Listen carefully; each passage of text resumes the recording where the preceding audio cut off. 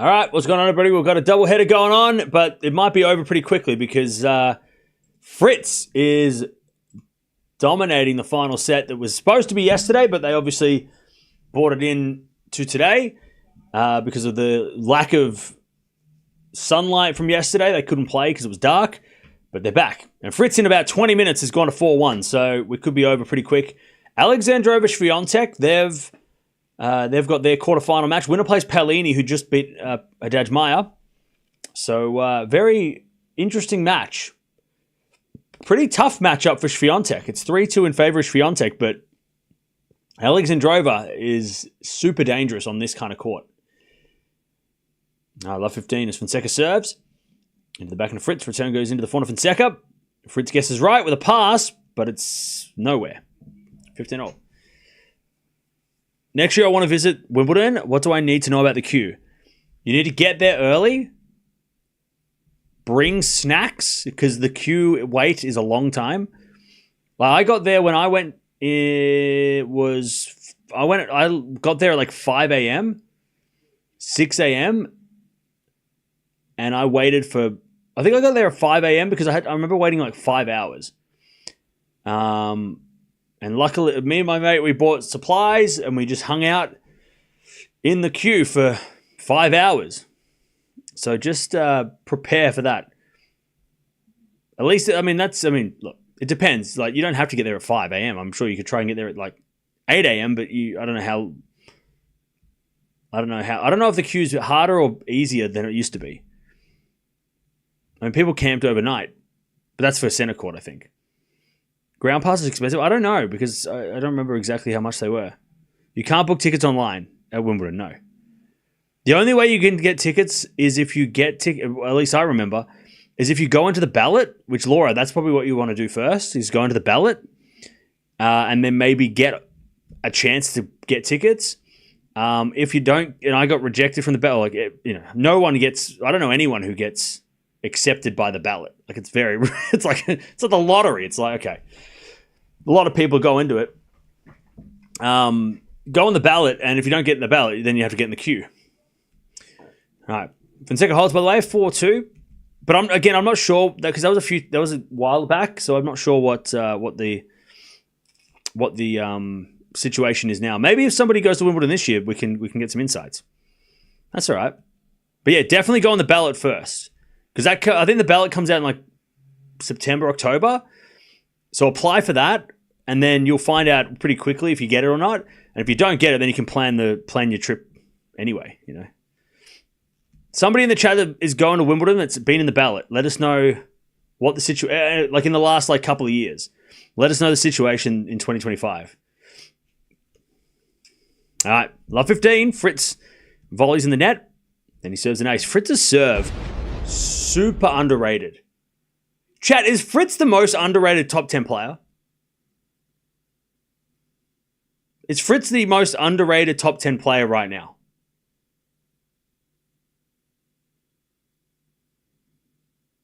No? Okay, 15-all. I don't know, I'm just asking. No? Who is then? 30-15. I feel like no one talks about Fritz. Like, Fritz gets no... Against Zverev, no. Okay, against one guy. But, like, he is rated? Okay. I feel like no one gives Fritz anything. He made a Grand Slam final last year at the US Open, that's not easy. I feel like he's slightly underrated. He might be rated, but I feel like he's getting, especially after a bad clay season, I feel like maybe he's a bit underrated now, especially on grass. I mean, everyone laughed at me when I said he's making the final of Wimbledon, and you were all like, he's not doing that. Anyways, he's 5-2 up. His serve is amazing. He can play on grass. He's got half his titles are on grass. He's got more grass court titles than Sinner, and you all laughed at me. Because, I'll give you the top 10 right now, right? Shelton, Medvedev, Rune, Musetti, Fritz, Djokovic, Draper, Zverev, Alcaraz, Sinner. Fritz is the most underrated. Because Musetti's rated for sure because he's been playing really well. Sinner and Alcaraz and Djokovic, obviously. Zverev, he's not underrated. Draper's probably about rated. I don't think he's underrated either. Like, everyone's talking about him. Rune, I think Rune's rated. Medvedev, I don't know what about Medvedev right now. It's hard to rate where he is. Shelton, I think's about right. Fritz is underrated. He's the most underrated top 10 player. 100%. Shelton's underrated. I feel like Shelton's rated. Because I definitely rate Shelton very highly. But I feel like Fritz, like, no one's thinking about, like, no one's picking Fritz. Chat, may I remind you, in 2022, Fritz, if he beats Nadal, he possibly makes the final of Wimbledon. Remember what happened? The sequence of events. Nadal-Fritz quarterfinal. They play this marathon. Fritz was a couple of points away from getting the win. Nadal was injured. Fritz just couldn't get there. And then against Kyrgios, Nadal pulls out. Kyrgios makes the final, plays Djokovic. If Fritz played Kyrgios in that semi, maybe Fritz beats him. And maybe Fritz makes the final instead of Keegs. And maybe it's a Djokovic versus Fritz final at Wimbledon 2022. He was this close to maybe that happening. We forget about that because it was so long ago. But those were the sequence of events. And I remember that match because we hit 100K when it was the Fritz-Nadal final, the quarterfinal. So that match was extra special for personal reasons. But Fritz wasn't far away from possibly making a final of Wimbledon. Anyways, love 15.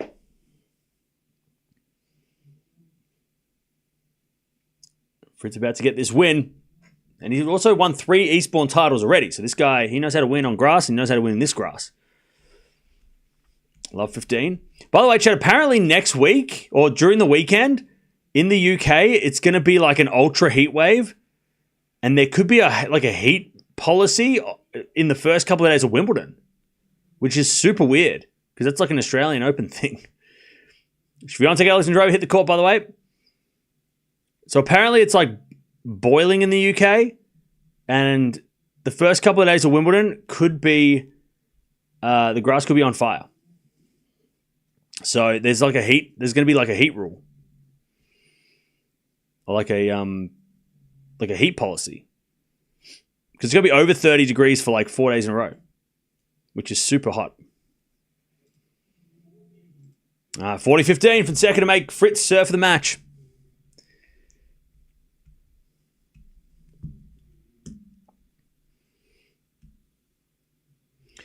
As Fonseca serves. Into the corner, Fritz. Back into Fonseca. Slice. Winner down the line. Beautiful shot.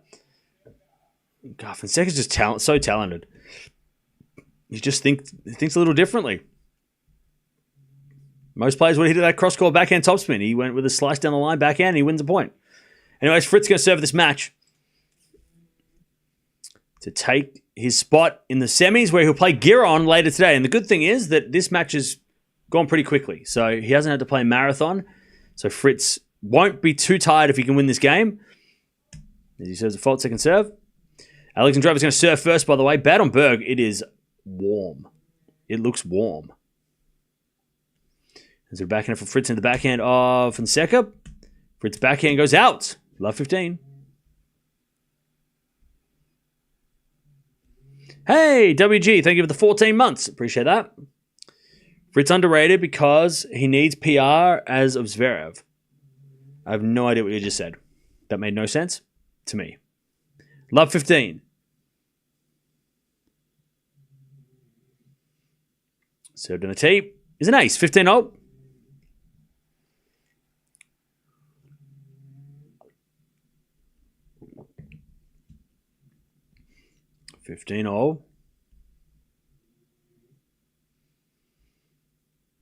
Serve again from Fritz. Into the corner, Fonseca. Return the net. 30-15. Swiatek and Alexandrova are about to kick off as well.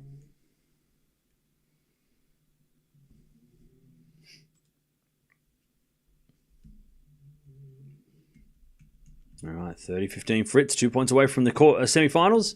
So quarterfinals. Serving the body of Fonseca. Return goes to the corner, Fritz. Backing up from Fonseca into the back of Fritz to the corner, Fonseca. Fritz again to the corner, Fonseca as Fritz to the back on the stretch. Fonseca into the slice of Fritz. Fritz in the net, 30-all. Fonseca a chance to get back on serve.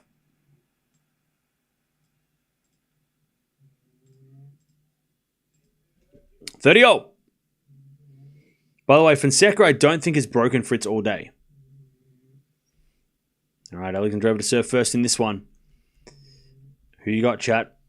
I have got Alexandrova. No, sorry, I've got Swiatek in 3, but I think Alexandrova is going to be so awkward on this court specifically.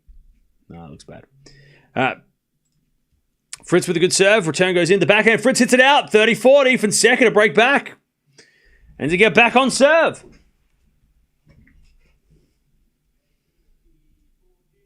$30-40.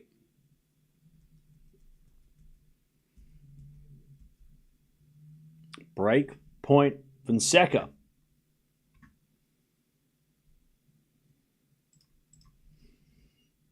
As the first point for Alexandrova and Swiatek is underway. As Fritz in the net. Oh, wow. Fonseca breaks back. Cam jinx Fritz there. The match isn't over. Nothing's happened. Why are you yelling? Why are you talking shit? All right, 5-4. I said 6-4. Anyways, whatever. All right, Fonseca breaks back. Back on serve. All right, Swiatek plays a long first point and wins it at love 15. Oh, pardon me. Mass. Unrelated, what does Rybakina need to make top 5? First, she needs to do well at Wimbledon. And then she needs to do well on the hard courts in America and Asia. Because remember, after Wimbledon last year, she played the US Open, I think, and that was all. Until the WTA finals. So, yeah. By the way, Mohamed Liani, who is Mr. Safety, he is checking the court surface to see how slippery it is. And it's slippery, but they're not going to do anything about it because they have to play tennis. All right, love 30, Swiatek. Mohamed Liani testing the courts out, just checking the slipperiness of the surface. As on Alexandrova serves an ace. 15-30.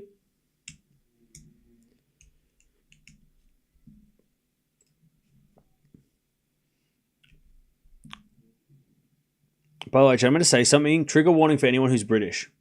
I'm just going to wait for you to block your ears or turn away. Just mute the stream for 2 seconds. Chat, why do we play tennis in the UK? Besides Wimbledon, what are we doing? Why are we playing tennis in the UK? The weather sucks. Anyways, you can come back now. Let from Fonseca. I said mute the stream. If you heard what I said and you didn't mute the stream, you can't get offended. Serve out wide. Here's a fault. Second serve. I said mute the stream. If anyone comes back and yells at me, I said mute the stream. That's on you. Return goes in the backhand of Fonseca. Slice for Fritz. Fonseca with a volley is a winner. 15-love. Besides Wimbledon, though, seriously. Besides Wimbledon, like, it looks miserable out there in Eastbourne. Ugh. Miserable. Queen's Club, maybe Queen's Club can stay. But Eastbourne looks miserable. Today it looks miserable. All right. Fonseca shanks it 15-all. By the way, Swiatek breaks first game of the match. All right. Swiatek breaks. Cam, are you usually always so funny before your streaming career? I'm not funny. I'm stupid. I'm just silly. And yes. 15-all. I've always been like this. Backhand goes in the net from Fritz, 30-15.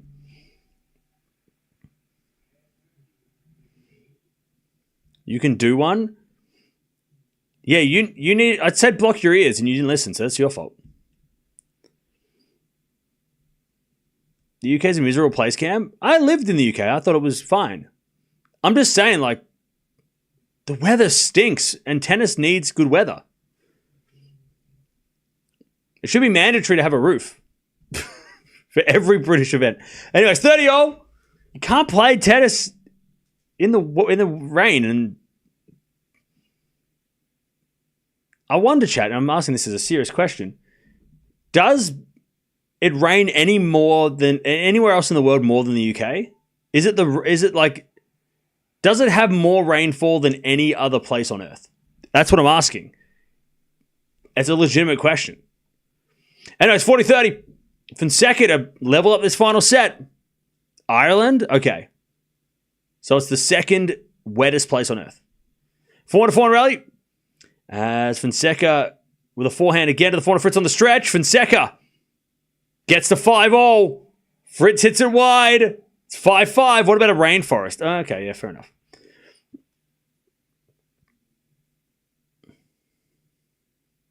All right, 5-5.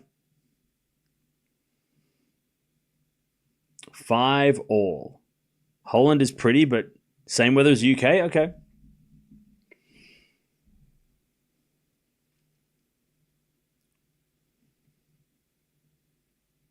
All right, back to Fritz. And he serves a fault. Second serve.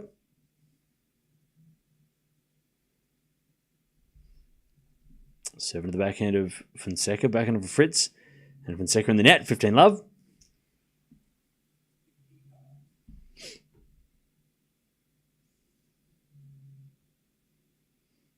Boy, Swiatek double faulting, 15-0.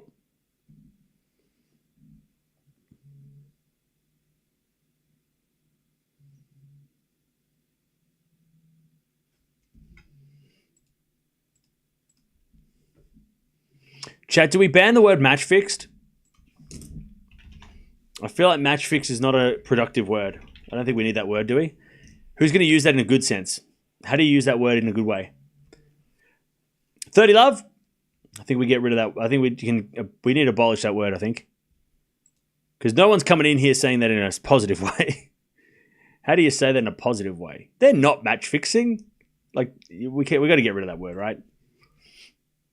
That word doesn't add value to the chat. Anyway, it's 30-love. Yes? Okay. Chat has said so.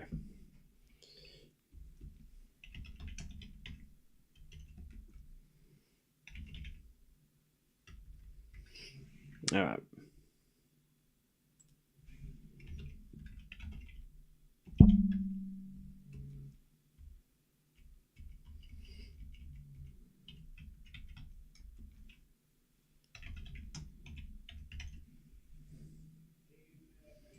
Fritz holds. Gets back in front, 6-5.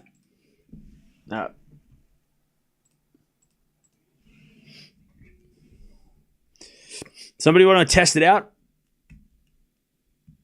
6-5. Also, breakback points for Alexandrova. 15-40.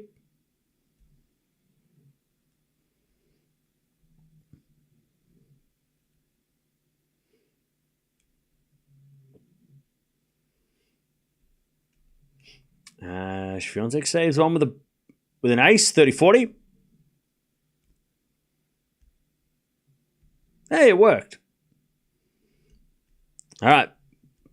30-40.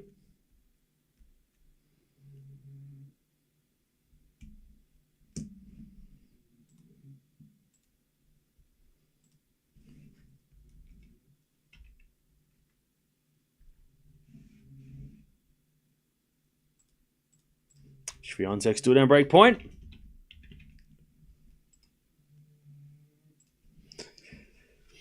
As the return goes... Oh, no. Was that a double fault by Swiatek or a fault? We're getting a challenge. Swiatek is not convinced. She thought that serve was on the line. Yeah, Swiatek's just like, I won the point. What the hell? Who's getting involved? All right, Fonseca serving to stay in the match and take us to a tiebreak. It's been like the quickest set of 6-all tiebreak set ever. It's like 30 minutes. All right, 30-40 break point for Alexandrova to get back on serve straight away. As Fonseca hits that long, love 15.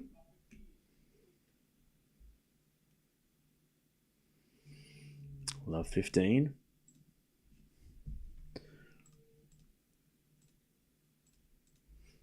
Thank you, Brent. It worked. Appreciate it. All right, first serve is a fault, second serve.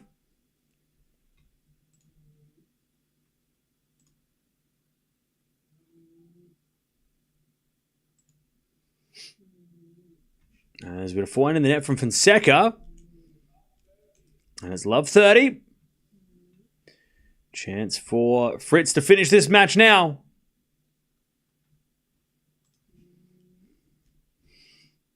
Love 30.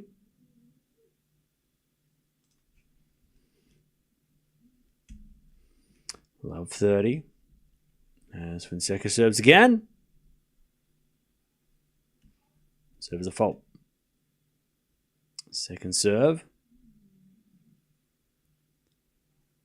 Serve out wide, the forehand of Fritz. Return goes the forehand of Fonseca.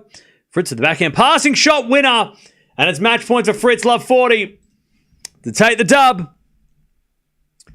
Love 40.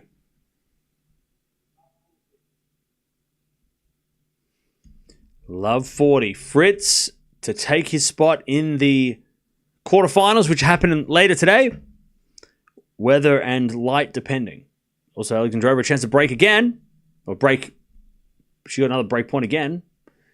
As we go serve into the backhand of Fritz. Forehand from Fonseca. That's a good shot. Fritz gets there with a slice, but it's in the net. As Swiatek forehand goes the forehand of Alexandrova. Swiatek forehand again. The forehand of Alexandrova. Swiatek with a forehand in the net. And then we're back on serve. 1-1. Alexandrova breaks back. All right, 15-40. Match point number 2 for Fritz. Serve to the body of Fritz. Return goes in. Fonseca comes to the net and puts it wide. Fritz wins. He gets it done in the end. I'll tell you though, on a grass court for Fonseca, that scoreline is pretty good. For a first attempt against one of the best grass court players in the world, to have that scoreline, pretty decent effort, I think. I'm also the leader of the fan club, so maybe I'm biased, but also I think that's a pretty decent effort against Fritz, who is no slouch on grass, and Fonseca, who's just getting started. I mean, I think he'd take that scoreline. I think that's a decent effort. To go to 7-5, especially with Fritz serving as well as he was in the first set yesterday, and even today, serving really well. I think that was a decent effort by Fonseca and a pretty good challenge to Fritz, who's 3-time champion and a bit of a grass court beast, at least of recent times. So as a Fonseca fan, I'll take it. We'll take that. We'll take that. Even though it was a loss, we'll take the 7-5 final set. I mean, that was against Fritz. All right. GG's. Fritz is going to play Giron later today. It's not a bad L for Fonseca. Why would anybody be off the bandwagon? I don't know. Because they're crazy. Cam's still on the bandwagon even though he lost. Why would anyone jump off the bandwagon after that result? What are you talking about? Didn't you hear what I just said?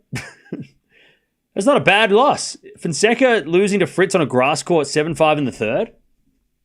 I don't think that's bad. I mean, Fritz probably should have beaten him yesterday in the tiebreak, but still, I'm taking that. As a Fonseca fan, he's 18, he's only getting better. A close loss to Fritz on grass. At the start of the year, I think anybody would have said Fonseca against Fritz on grass in that scoreline at the start of the year would have been incredible. Would have been like, competitive against a top 10 player on a grass court. I'll take it. Anyways, jump on over if you want to keep watching Swiatek taking on Alexandrova, because we're going to merge the streams. But Fritz, he'll play later in the quarterfinals against Giron. He takes out Fonseca 7-5 in the third after yesterday's couple of sets, and he is continuing on. He's one to watch at Wimbledon. I mean, I don't know why people aren't talking about him. All right, we're back on serve here. It is 1-all. It is 1-1.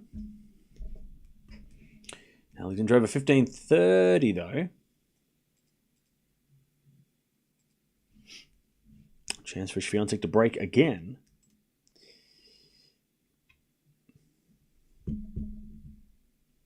As the return goes into the forehand of Alexandrova, she puts it in the net.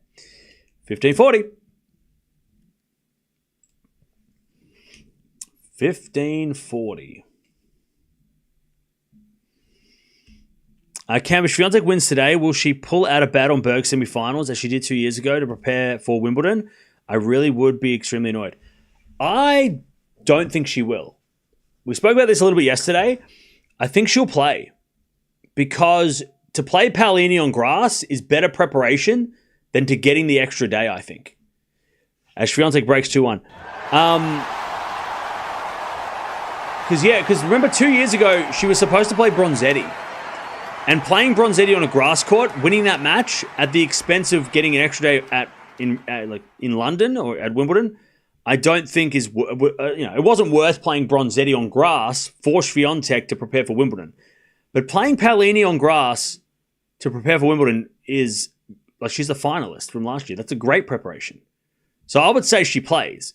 Now, does she play the final if she beats Paolini? I don't know. The only thing I think that'll make a decision change is if it rains. If the weather looks crappy tomorrow and Swiatek's going to have an interrupted semi-final, she might go, it's not worth it. She has to beat Alexandrova first. But the only way I think that she doesn't play is if the weather sucks. Because then nobody wants to play, nobody wants to play on a crappy day. But the weather's supposed to be good for the next couple of days. So I think she will play if she wins. Because I don't think, avoiding Paolini before Wimbledon seems silly. Why would you avoid Paolini, who's, one of the best if you beat Paolini going to Wimbledon, you're going to be, that's a huge confidence for Swiatek.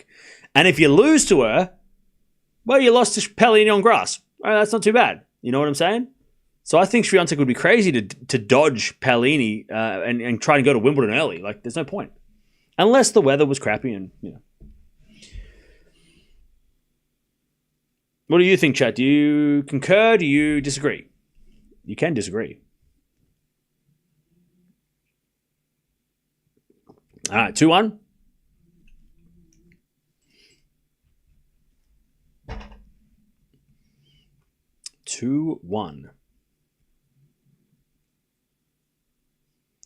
Swiatek serves with 3 breaks of serve to start this match.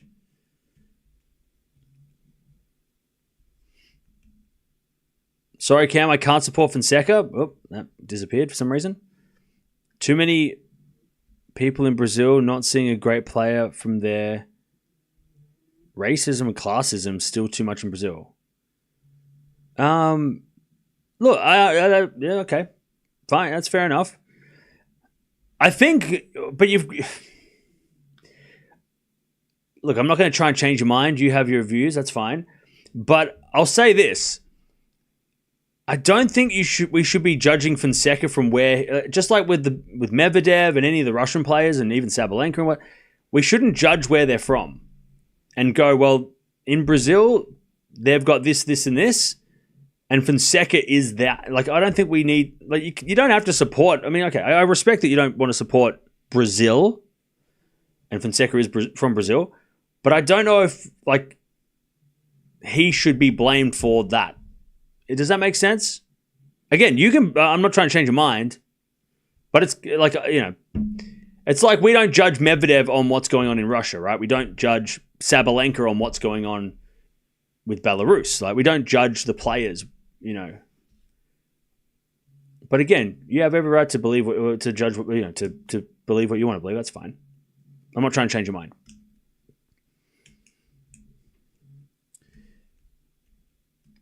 All right, 15:30, by the way. We're just having breaks all over the place. This is a classic Alexandrova match, though. There are breaks. Sometimes she serves 4 double faults in a row, and then she will hit return winners, and we just get breaks all over the place. This is just exactly it. This is how Alexandrova plays. As that backhand goes wide by Alexandrova, 30-all.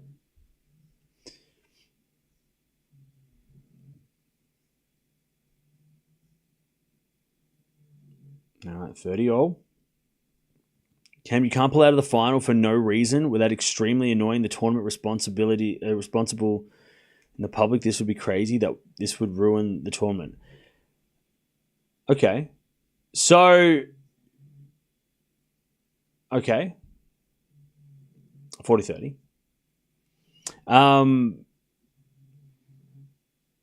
So I guess if she commits to playing Paolini, she's committing to playing the whole tournament. So if Swiatek does win this match and decides not to play tomorrow, I mean, not playing the semi-final is also a pain in the ass for the tournament. I mean, when any player pulls out of a big match, it's shit for the tournament. 40-30 is Swiatek holds, gets the 3-1. 3-1.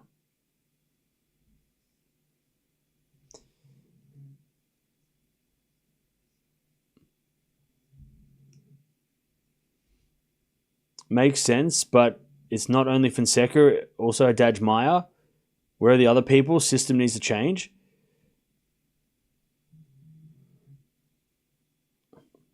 Look, I don't want to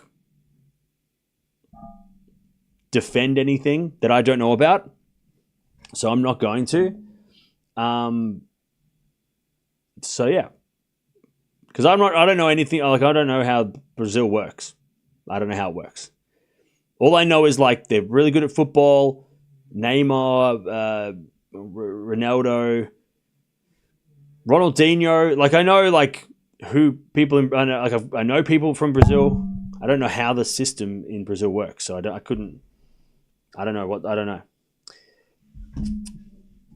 know. 15 love.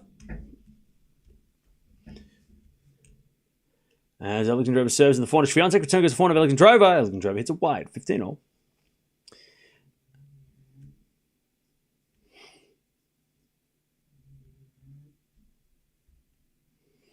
15-all.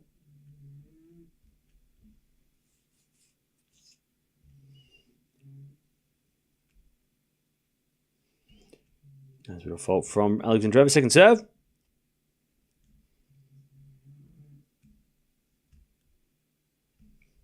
Serve again.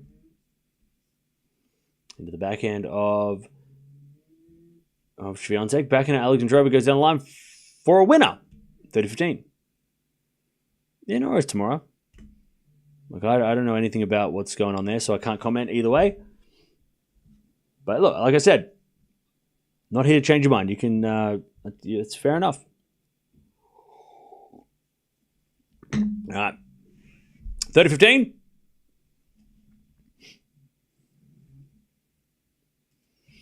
Swiatek hits a return long, 40-15.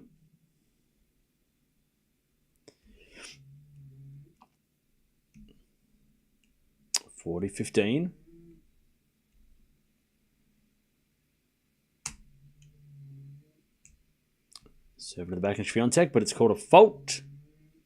Second serve.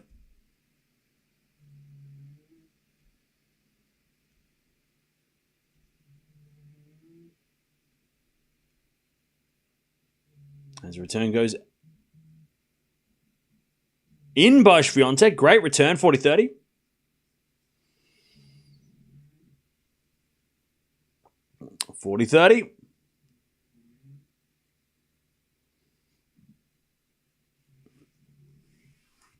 $40-30.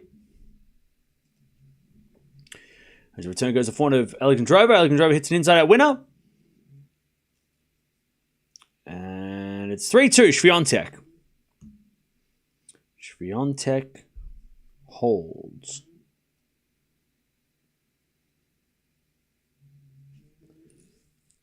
All right.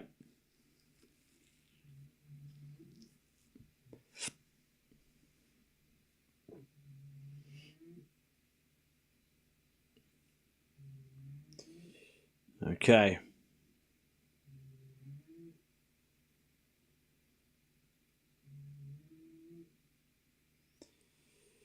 All right. Fonseca is a great player, not Brazil. Okay.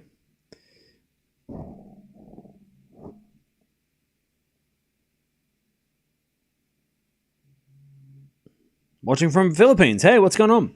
We're going to watch Eala later. She's coming on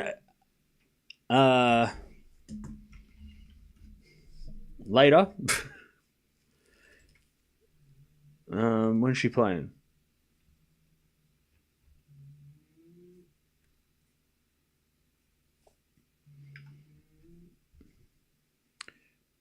I think she's on court 2. Oh, she's coming on third, so she's playing after Brooksby and Evans. So she might be coming on in a couple hours. Because Brooksby Evans are about to start. Humbert just finished. So yeah. By the way, apparently they've announced the team that's going to be you're going to be hearing the voices of Wimbledon. So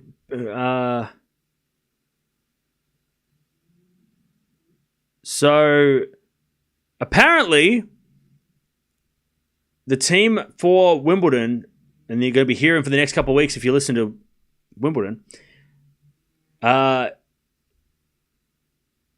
Is it Isa Gua? She's the cricketer, right? Former England cricketer. Yeah, she's great. She's great when she does Australian cricket. I think she does like Australian cricket commentary heaps. She's great. Don't know why she's doing tennis, but hey, she's great. Claire Boulding, I think she is the host. I think. And then you've got Mac, Navratilova, Billie Jean King, Pat Cash, and Tracy Austin, who are the main team. And then you've got Tim Henman, Annabelle Croft, Andrew Castle, and then... Wait, hang on. And then... like a massive number of names. There's so many names I can't even start. There's just too many names. So many names. Holy shit, there's like 100 people. What the hell? It's crazy. All right, Love 15. There's a lot of names. Todd Woodbridge, Robbie Koenig. Who else are like huge names? Yeah, there's a lot of people. Mark Woodford, he's usually always there. Laura Robson, Hanchikova, she's always on there, isn't she? Oh, apparently Bartoli's going to be on the broadcast as well. That's cool.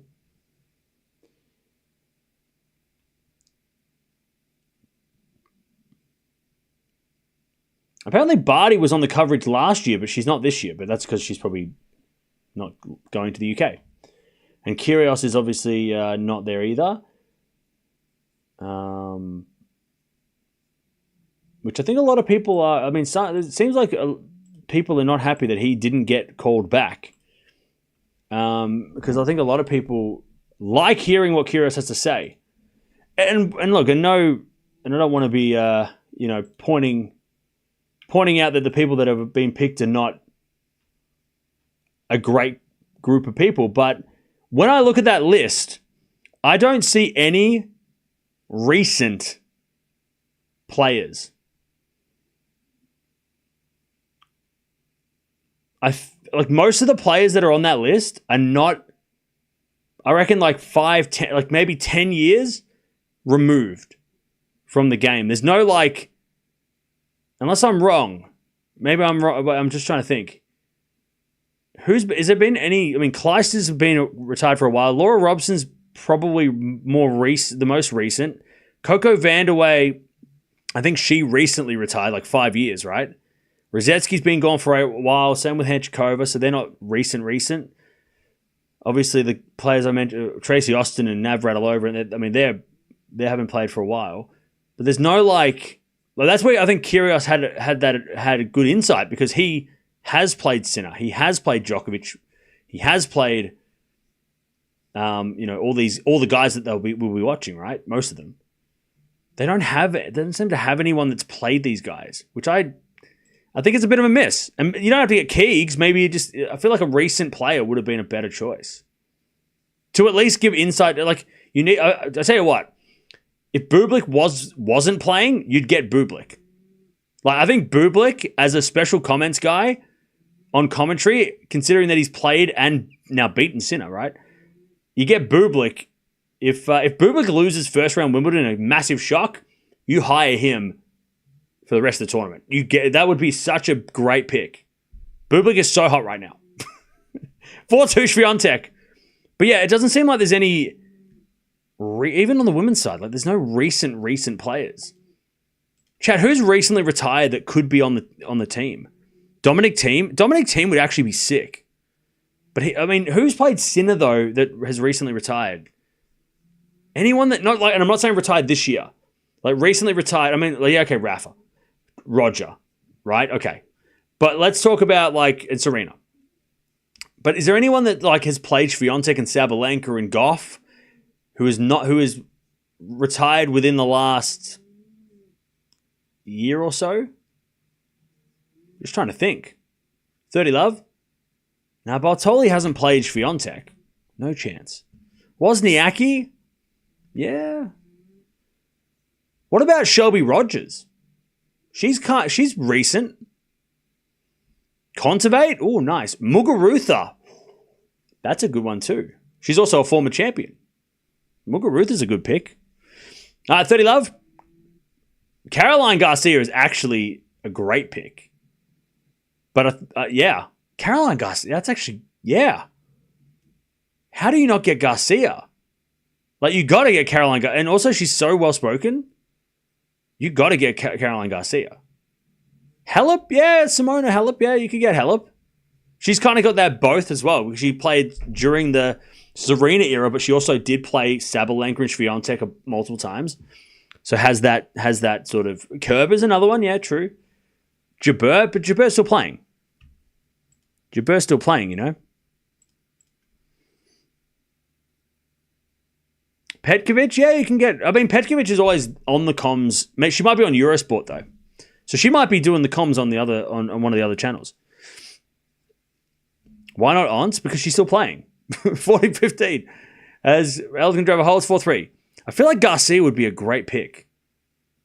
Because she is she literally just won the WTA finals in the last 3 years. And she has, maybe it was too late because she retired but I feel like getting Garcia would be a great pick. I feel like Caroline Garcia would be a great, and plus, she has a podcast, so she's not out of the, she's still got her, she's still in tennis, right? Maybe next year, next year's French Open, you will have, Caroline Garcia will be on the broadcast. Roland Garros 2026, no doubt. There's no doubt that Garcia is going to be there.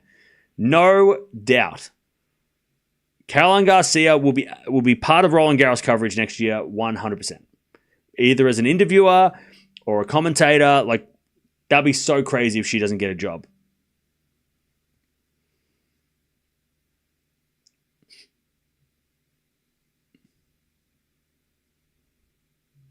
Muguruza has her own show. Very well spoken. Muguruza would be a great pick too. She played Serena and she's played most of the current crop of players, She also won the WTA finals in the 2020s, recently. But yeah, on the men's side though, what about on the men's side? Because it doesn't seem like they've got anyone who can say, because I think the thing with Kyrgios, right? You might not like him, right? If you don't like Kyrgios, I get it. He has his controversies, but he knows about this game, the modern game.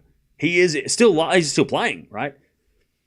I feel like he has the expertise that most of the other commentators don't have. Because yes, there's definitely commentators that have more accolades. There's commentators that have way more Grand Slams and have more whatever, but none of them have recent experience against the modern day players.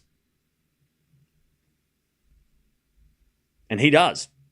Also, not afraid to speak his mind, which, again, sometimes people like that, some people hate it. But I think Keegs, that's why he was people think how he is. People like his comments because it is relevant, because he is literally still playing, and he's played Medvedev, he's played Zverev multiple times, he's played Sinner, he hasn't played Alcaraz, but he's played Djokovic, right? He's played all these guys. I don't think Murray's a tough one because Murray has experience over the GOATs, but you've also got to have got to be entertaining.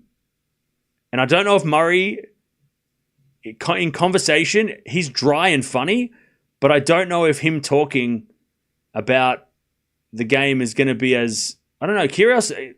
Well, you don't know what Keegan's going to say next. That's what makes him interesting to listen to, right? You're just like, what's he going to say? What's he going to say? Murray, I feel, he's not going to give any trade secrets away. And he's probably not going to say anything about any other player in a negative way. By the way, they're doing a statue for Murray at Wimbledon. Love that. Love that. Is he the first statue? I don't know if there's any statues at Wimbledon.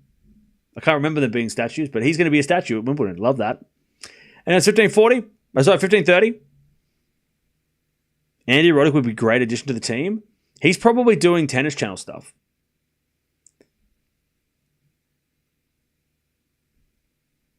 All right. Swiatek to serve, 1530. I'm just trying to think, though. Who else is there anyone else on the long-term injury list that you could get from the men's side? 30-all. Just trying to think. Is there any... Chris Eubanks is great, and he does have experience over some of these guys, for sure. So, yeah, Chris Eubanks is... I think he is great. I'm just trying to think, though. Is there anyone that's like... Andy Roddick hasn't played tennis. He's retired 10 years. I'm talking about someone who's played recently. Chat, who is... Okay, these are the boxes you have to tick. So if you don't tick these boxes, I don't want to hear their name in the chat because it's irrelevant. You have to have played Sinner or Alcaraz. You definitely have to play Djokovic. Good experience at Grand Slam, so have had Grand Slam runs. Because I'm trying to think of what Kyrgios brings and who can be not even like Kyrgios, but who can be that, who can fit that role right now and be the guy to do the comments. Because again, like I said, I think the value that Keegs brings to the commentary is the fact that he is, one, he's beaten all the GOATs, right? That's a massive tick to the resume. But he's also played the younger guys, and he can give insights into Sinner. He can give insights into like Medvedev and Zverev and Tsitsipas and all the middle guys too, those mid-range guys. Fritz, right? Who ticks that box? I don't know if it's Stan the man. I don't think he does. Because I don't think Stan's played Alcaraz and Sinner. Stan would be great though, but I don't know if Stan... Does he? I don't know. I feel like it has to be somebody who's like 30. Between 25 and 30 as well. Team actually wouldn't be a bad one. Team is not a bad option because he has that. But because chat, the thing again, what Kyrgios brings to the commentary, and I think what made it him so good, especially at the Australian Open a couple years ago, was the fact that he was sitting there watching guys that he played a year ago, and he could say things about Medvedev. He could talk about players that he literally played a couple of years ago, right? Whereas some of the guys, I don't know if Team can say, hey, yeah, I played Jannik Sinner and I played Alcaraz, because I don't think he had. And the guys that he did play, like Djokovic and Nadal and Federer, two of those guys are not there. So when Djokovic comes on, Team has heaps of insights. That'd be great. But I need somebody who, I think, again, what Kyrgios brings, the plus for him on the commentary is that he can turn around and go, yeah, I played that guy.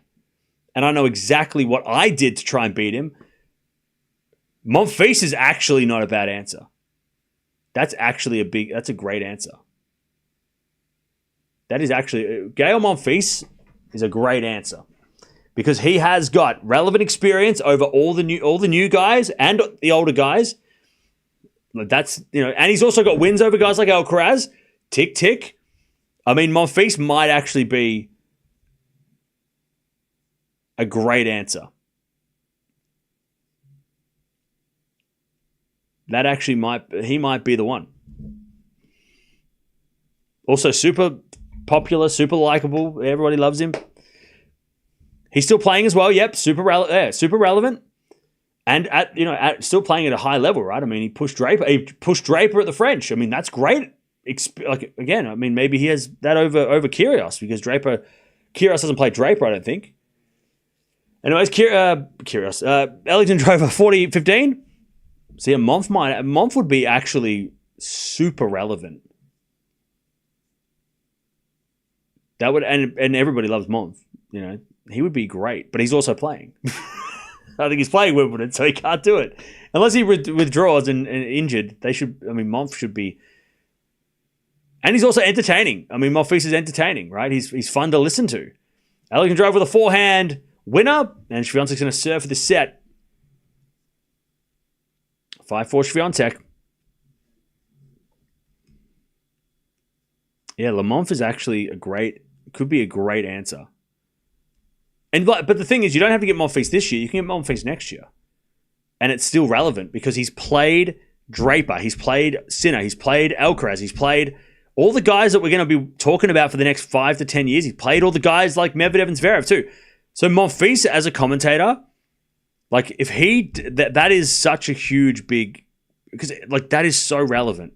He has so much relevance in like what he says look, and I'll say this because I've never played a professional match in my life.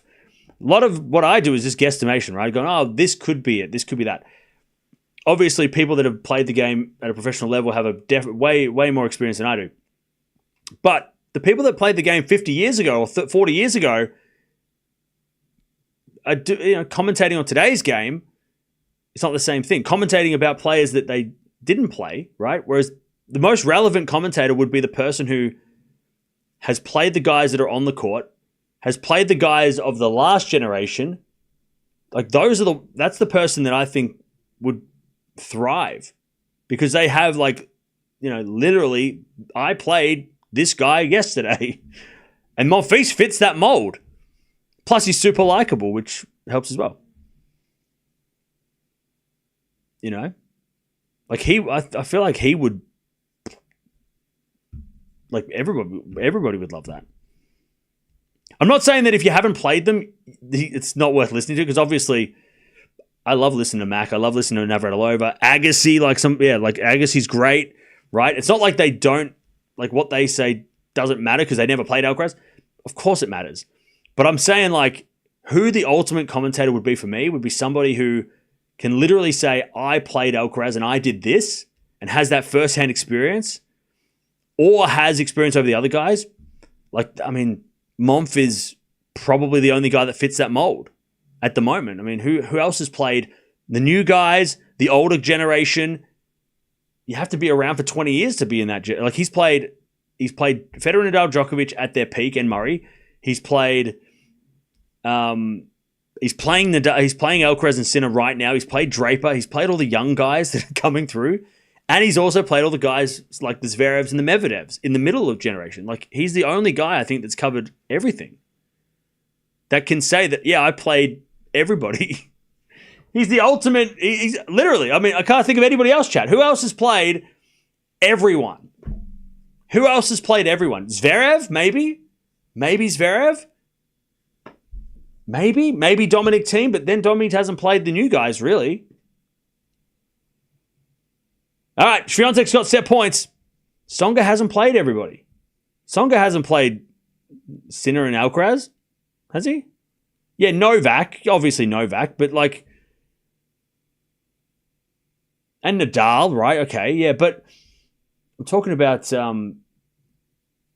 like, who's playing... Who's, you know... I don't think Djokovic's going to quit to commentate anyway. But Monfils, Batista Agut, Dimitrov. You got me. Dimi is a great... And plus, Dimi's super likable. Super likable. Dimitrov is a great answer. Actually, Dimitrov. That's a great answer. Yeah, Medvedev and Zverev. Obviously, those guys. Medi didn't play Federer that much, though. He only played him a couple times. But Dimitrov is a good answer. That's a great answer. Anyways, backhand rally. Set point Swiatek. There's a backhand slice on the stretch from Alexandrova. Swiatek shanks it long. 40-30. Yeah. Dimitrov and Monfils commentating. Yeah. What about on the women's side, though? Who's played Swiatek, Sabalenka, Gauff, and Serena? I don't know. Maybe Halep? Somebody said Halep, maybe. I don't know. Muguruza is probably the good answer, right? Muguruza. 40-30. The match, yeah, it's set point. Ace out wide. Swiatek first set 6-4. Barty hasn't played. Oh yeah, she has played everybody. True. Azarenka. Ooh, good answer. Azarenka, actually a great answer. Azarenka probably does commentate. I mean, she's already doing stuff with Tennis Channel, I think, over the last few years. Azarenka, actually a great answer. I think Azarenka would be great. Again, super relevant. Literally played Swiatek 2 days ago, right? All right, anyways, let's move on. Let's move on to talking about this first set. So 5 winners, 10 errors from Alexandrova, 8 winners and 16 errors from Swiatek. A lot of errors from Swiatek, which is strange, but she broke, and that's all that matters. She broke twice and only once from the Alexandrova side.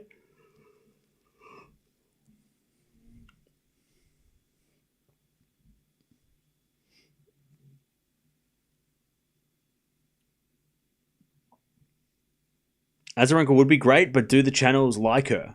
Why wouldn't they like her? I don't feel like Alexandrova. I don't feel like Azarenka's done anything besides grunting, which I don't know if that qualifies as a reason to not like somebody because they hit the ball and make a noise. I don't know. I feel like she'd be great.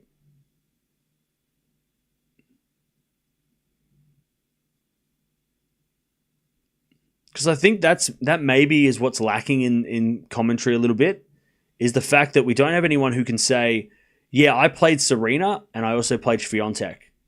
Like, there's not many people that can say I've done those, because most of them are still playing, right? But there is a couple, and Vika is definitely on that list of I played Serena at her peak, and I've played Swiatek, Sabalenka, and Gauff, right? And Andreeva even. Has she played Andreeva yet? I mean... And also, I feel like she would be a perfect fit for a commentary role. Very well spoken. Yeah, Vika for sure.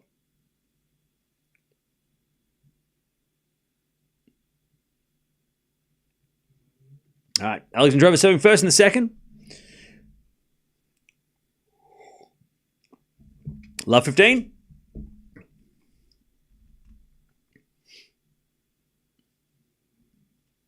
Like, if Tennis Channel don't snap her up or commentary for TV on the slams get Vika when she retires, that's a miss. Also, she's a 2-time Grand Slam champion, like former world number 1. I mean, she's got the resume on the court as well, right? All right, nice shot from Swiatek, love 30.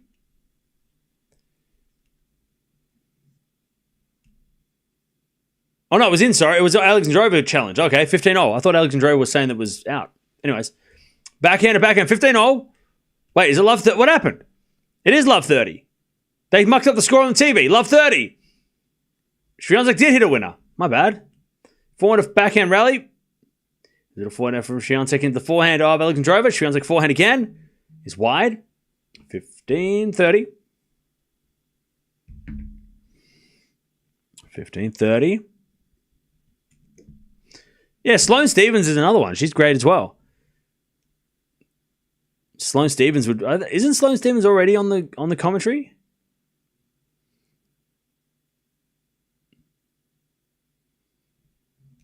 All right. First serve is a fault.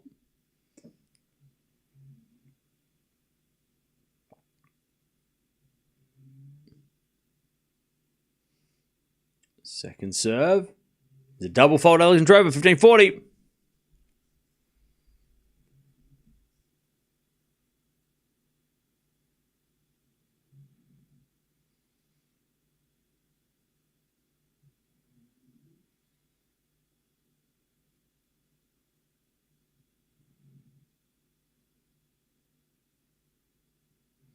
The great thing about Bad Homburg is that you get into the grounds for free and even can watch all the matches on courts. 1 on 2, you have to pay. Or without paying at all. It's an hour and a half train ride from my home. Oh, wait, Bad Homburg's free? How is that possible? 30-40. How is Bad Homburg free to go? That's crazy. How do they survive? 30-40. That doesn't make any sense. Wait, really? It's free to go to Bad Homburg, except for courts 1 and 2. Is that what you're saying? There's a bit of deuce.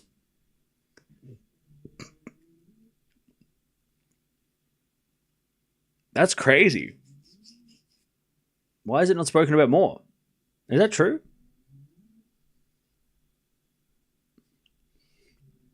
All right, Alexandrova serves a fault. Second serve.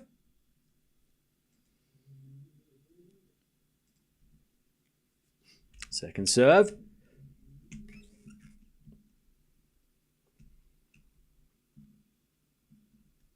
Second serve.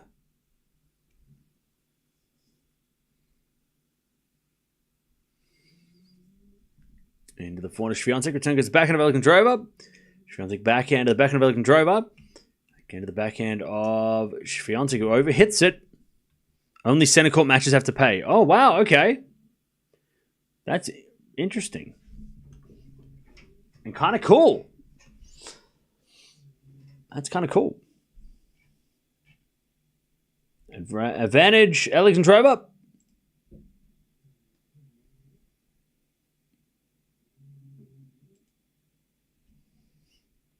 To take the first game of the second.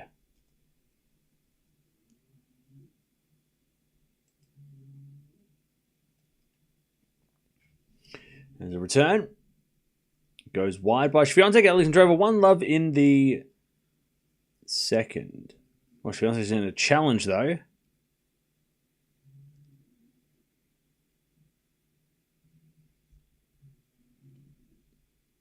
Yeah, it was in by a mile. All right, 1-love. 1-0.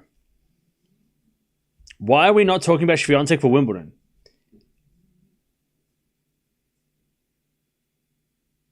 Because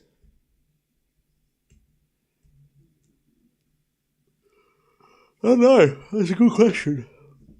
I don't know. Why aren't we? Maybe we should. Maybe we should be. I think in 24 hours, we'll be talking about a lot of players differently because of the draw. But maybe if she gets a decent draw, maybe we do start talking about Swiatek. If she doesn't have to play a lot. Look, I think there's a lot of players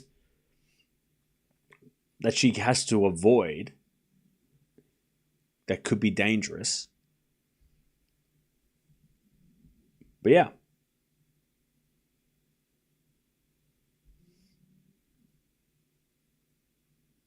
She's always a contender. Oh, yeah. I mean, she made the semifinals of Roland Garros. She lost to Sabalenka in a 3-setter. You know?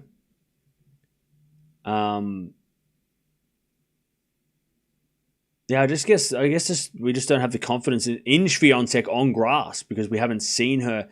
I guess it's because she's had weird losses on grass, right? Let me have a look at her grass record, though. You know, she hasn't had strange losses really at anywhere else. Well, I mean, she's had strange losses in Australia as well, but on the grass, she's 19 wins, 8 losses. She lost to Putin-Saver last year, Svitolina the year before, Bronzetti with a walkover doesn't count. Cornet, who broke the streak in 22. She lost to Jabeur in 21. That's not a bad loss. Kazatkina and Eastbourne in 21. 2019, she lost to Ostapenko, Stosur, and Golubic. Not bad. I guess it's just because she lost to Putin-Saver, Svitolina, Cornet in the last 3 Wimbledons, and they're all players that, if it wasn't on grass, Swiatek should probably beat. Maybe Svitolina is a tough player on other courts, but I think if she plays Cornet or Putin-Saver on a clay or a hard court, she beats him. So maybe that's why we're just a little worried about, like, you know, her best win on a grass court is the number 14 in the world, Bencic, who was in 2023. If she wins this match, by the way, this will be her second best grass court victory by ranking. So she's beaten. So I'll go by the numbers, right? So she hasn't played any top 10 players on grass before. 14 is the best win. 29 is second best. 34 is third best. So she's only won one match, and today might be the second, against players in the top 20 on grass, right? So that's probably why we're not talking about it, because she doesn't have the results. But I guess the question is, what about Coco? Right? We're all hot on Coco right now because of the French. Is Gauff's record any better? And if so, then we talk about Gauff more, obviously. Gauff is 24 wins, 11 losses. Navarro last year, she lost. She lost to Kenin first round in 23. She lost to Anisimova in third round 22. She lost to Kerber fourth round in 21. And then Halep in 2019. Gauff's only has got 3 top 10 wins on grass. Pegula, Pliskova, and Jabeur. So, yeah, Gauff's definitely more accomplished based on those results. What about Sabalenka, though? Because I don't remember Sabalenka, besides a couple of Wimbledon semis. I don't remember her doing much on grass before Wimbledon.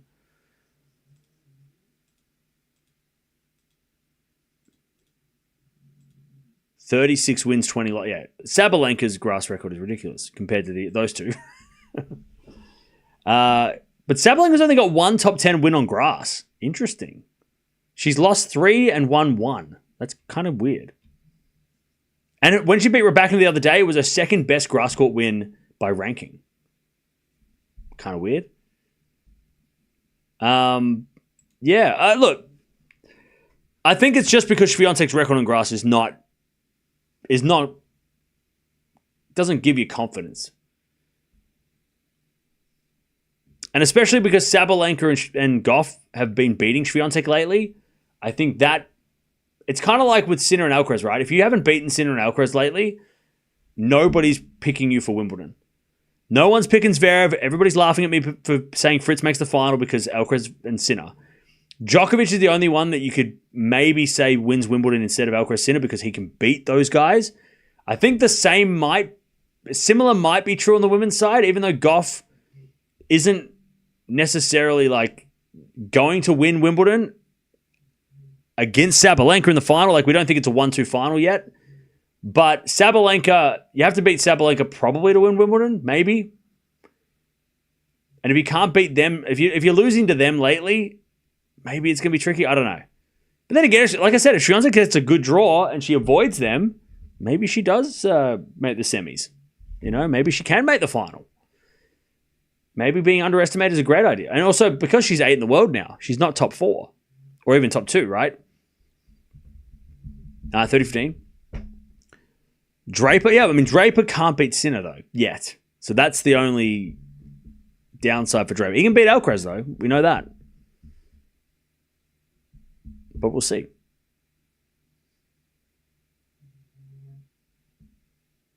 All right. Swiatek hits it out, 40-15. Why is Paulina struggling? She literally won today. What do you mean struggling?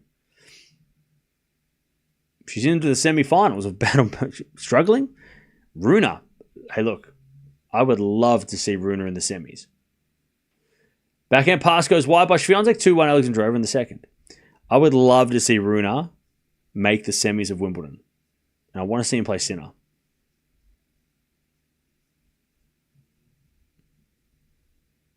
Struggling on grass compared to last year? Are you sure? I don't know. I don't remember what she did last year. Before Wimbledon last year, what did she do? She lost first round in Berlin to Jabeur. That's just a shit draw. And she's made the semis here, so I wouldn't think that's bad. Last year, before Wimbledon, she made the semis of Eastbourne and lost to Kazatkina. And then she made the Wimbledon final. So I don't think that's bad. I think she's doing okay. I mean, she's made the semis here. Had she have lost to Fernandez first match, then you would say, wow, why is she's coming in with 2 losses on grass. But I think she's fine. I think Paolini's doing fine on grass. She's equaled her best result pre-Wimbledon last year. Last year, she beat Mertens, Bolter, and then lost to Kasatkina. This year, she's lost to Jabeur, but she's beaten Fernandez, Haddad, Maia. And she's going to play the winner of this. So I think Paolini's doing fine. I don't think there's anything wrong with Paolini. Last year, she had a better year. I mean, yeah, she made the French Open final before Wimbledon last year, if that's what you mean. But she also won Rome this year. So, I mean, last year she made the French Open final, didn't win Rome. This year she won Rome and didn't make the final of the French. Like, I feel like her year's kind of fine. I don't think there's any... I mean, her ranking says it's fine. She hasn't dropped down the rankings or anything, so I think she's okay. I don't think Paolini alarm bell should be ringing. Yeah, Paolini beat Haddad Maia. Straight 7-5, 7-5. Okay, Swiatek serving 2-1. Pardon me, 2-1 to Alexandrova.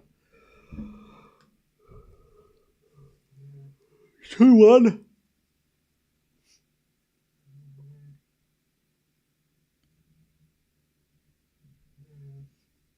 That was a serve. At the back end of Alexandrova. Swiatek to the back end of Alexandrova. To the forehand of Swiatek. Alexandrova again. The forehand of Swiatek. Swiatek gets it out. Love 15.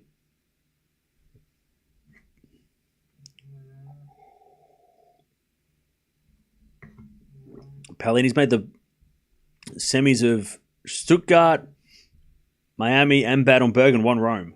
Yeah.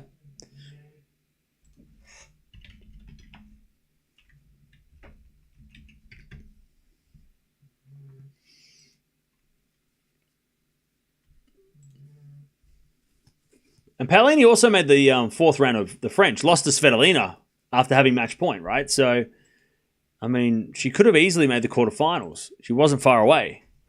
So, I mean, again, I don't think Paolini's doing that bad. There was a definite chance she could have been bottom of the top 10 coming to Wimbledon, but she's made up the points, and that's all that matters. You know, by winning Rome and making it to the fourth round, she's kept her ranking up there, which is probably the biggest battle that she's going to face, is trying to keep her ranking high enough going into the second half of the year. Anyways, good hitting. Oh, sorry, a bit of luck from Alexandrova. And his love 40, Alexandrova to get the break here in the second.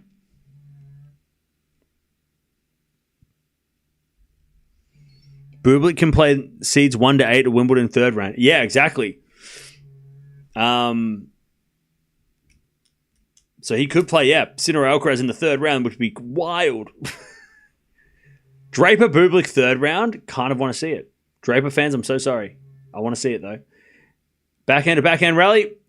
As that goes out by Alexandrova, 15-40. Cam, I'm still crying. You almost picked Raducanu as a dark horse. Shocked she was number 2 favorite. And wondered why she was number 2 favorite.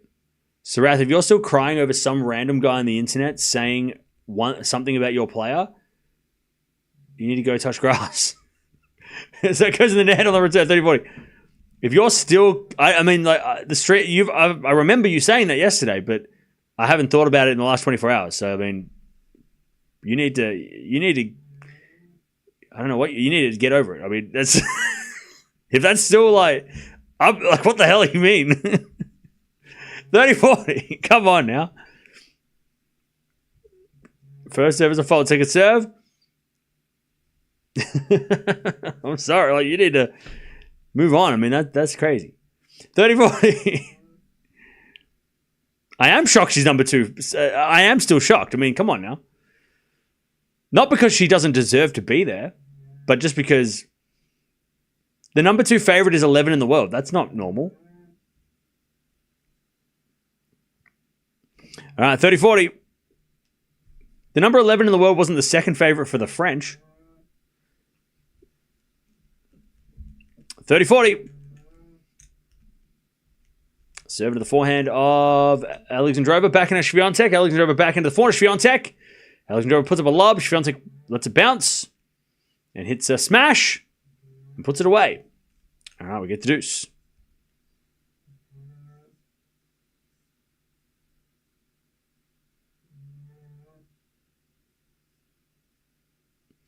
All right, deuce.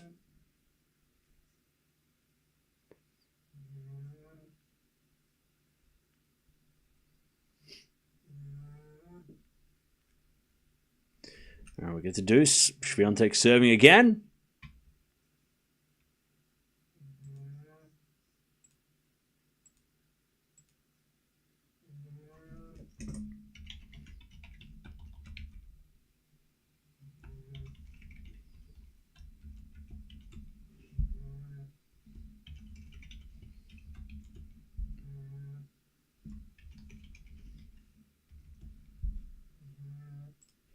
All right, nice serving from Swiatek.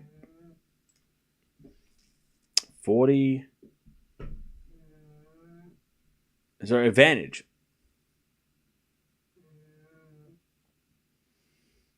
Advantage.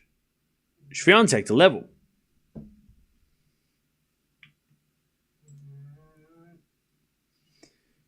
Swiatek serves a let.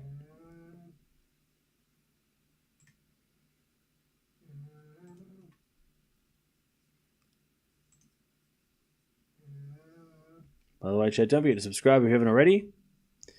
We have a big day of tennis today.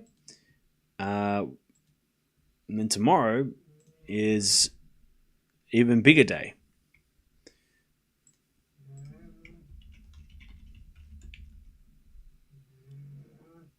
All right, advantage. Swiatek, she comes in, hits a winner, and she gets the 2-0 in the second.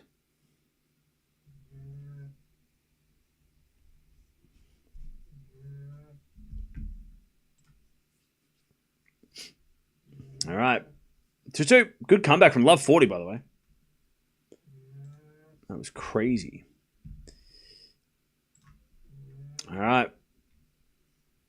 Back to Alexandrova.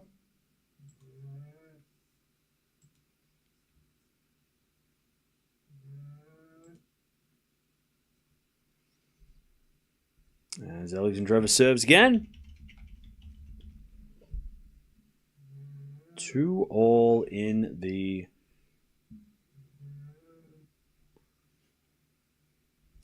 in the second as Swiatek gets a return winner, and it's love 15.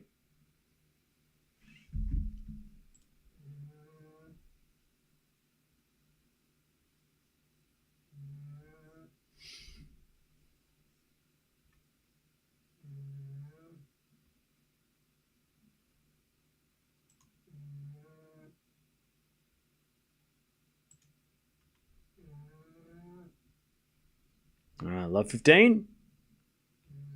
As Alexandrova, great serve, 15-all.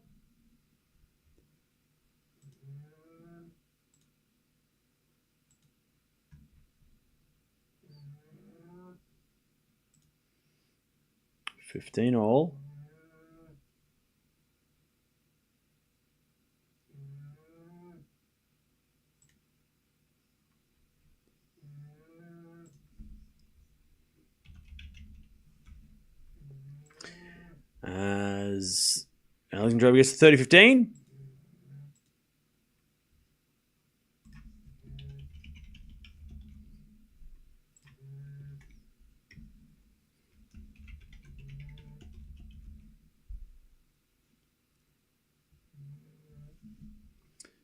And Swiatek return the net. 40-15.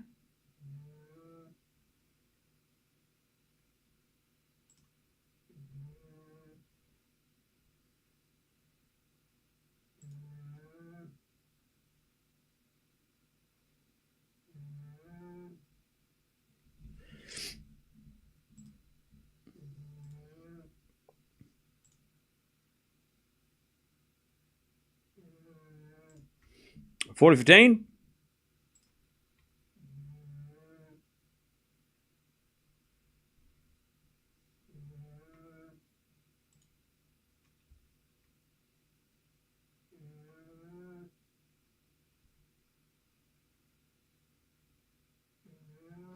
As we're to 40-30.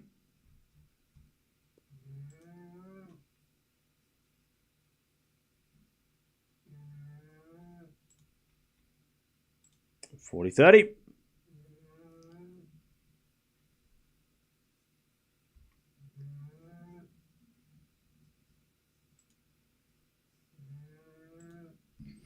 As a point from Alexandrova goes long.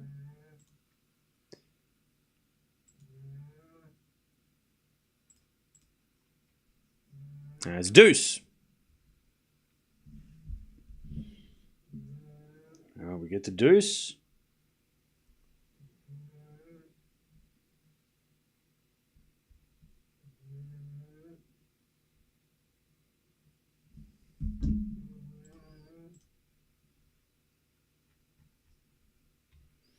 As Alexandrova loses the point, Swiatek to take the break here in the second.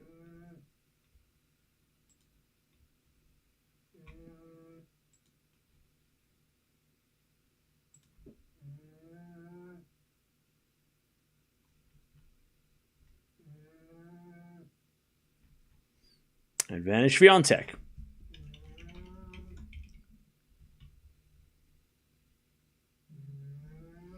And Alexandrova with a good serve, and it's back to deuce.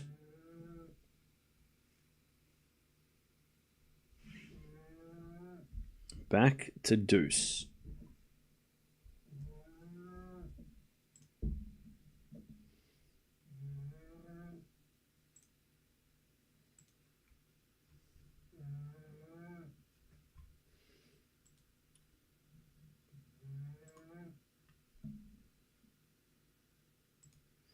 All right. Advantage Alexandrova, good serve.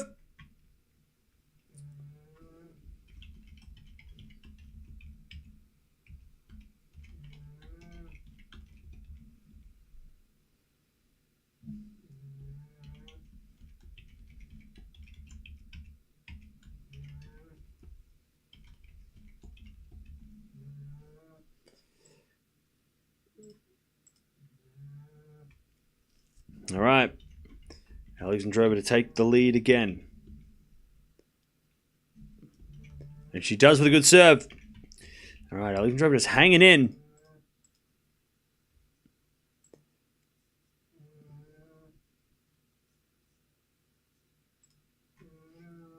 Okay.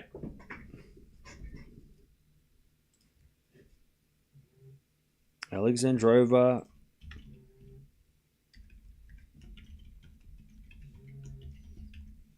takes the lead.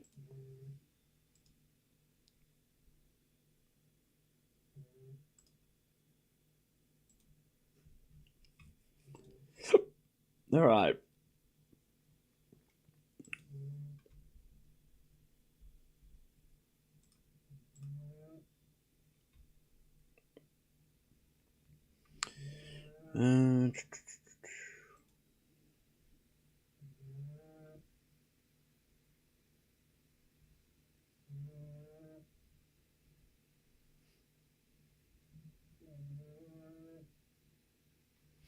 Cool.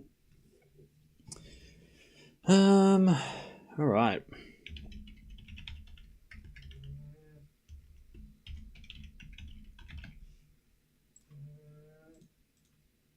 What's going on, chat? How we doing? Can't wait for the draw?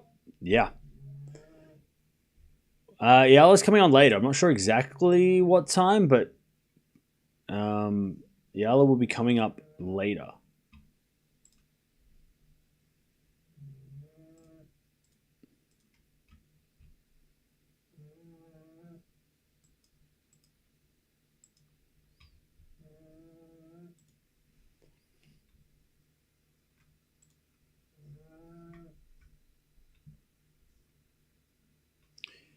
Okay.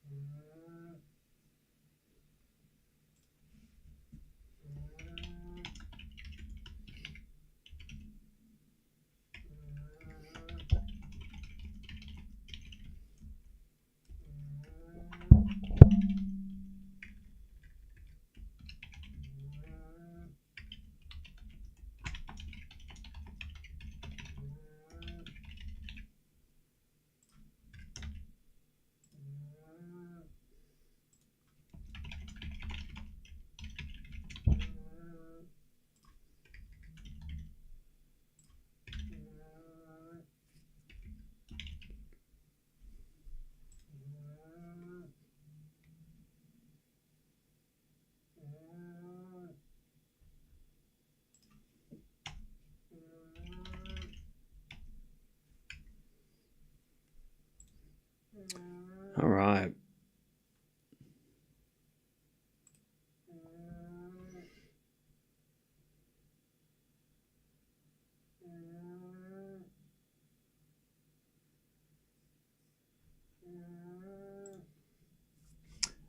(30-15). Swiatek trying to level this second set.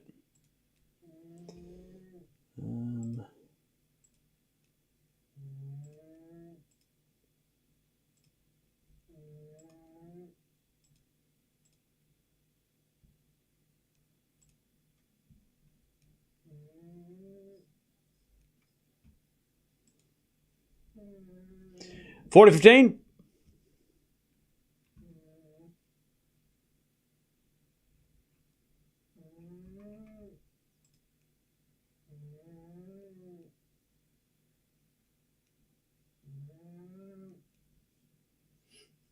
Swiatek gets the game, and it's 3-all in the second.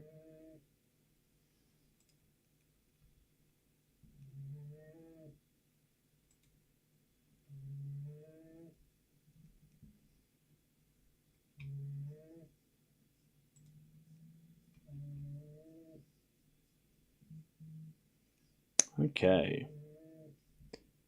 3-3 in the second.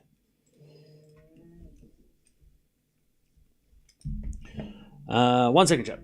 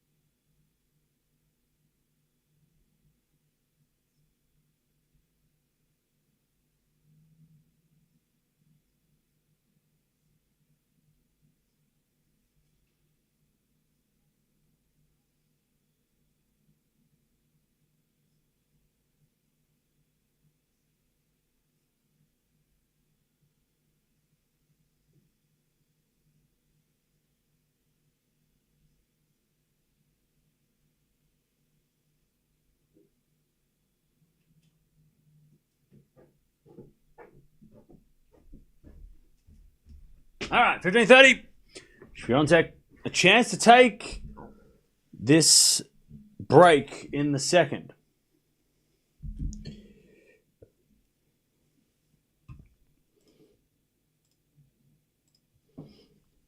All right, 4-point rally. And Swiatek into the forehand of Alexandrova. Swiatek forehand in the net. Probably 30-all. If Eala and Raducanu played each other, who would you support? I don't know. No idea. By the way, Joint just won the first set against Blinkova. Let's go. Let's go. I support Maya Joint. Let's go. All right, Swiatek hits it out in the return. 40-30.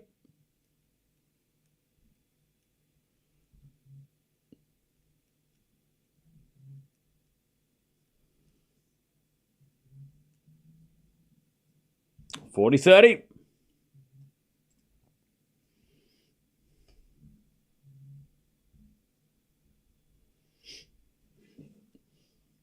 And a serve again from Alexandrova. The back of Swiatek, return the net. 4-3. Alexandrova stays in front.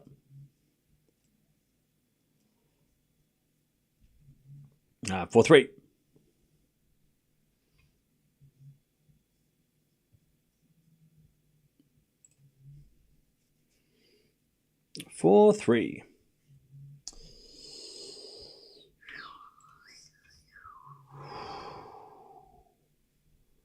Oh, me.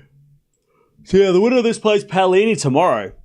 So we could really have a banger match tomorrow between Swiatek and Paolini, which is fire. That's like a crazy match before Wimbledon.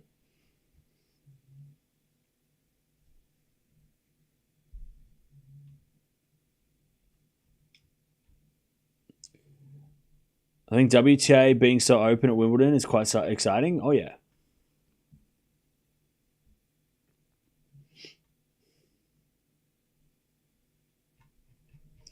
For sure.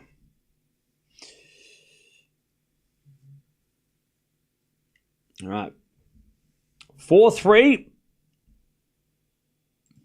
Alexandrova with the lead.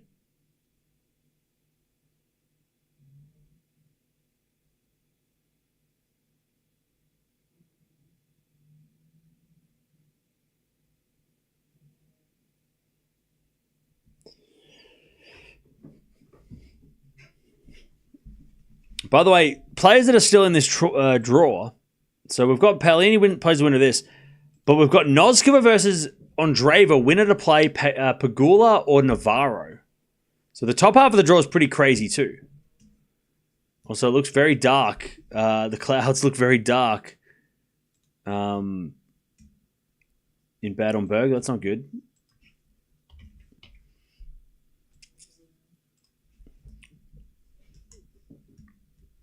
All right, Swiatek serving 3-4.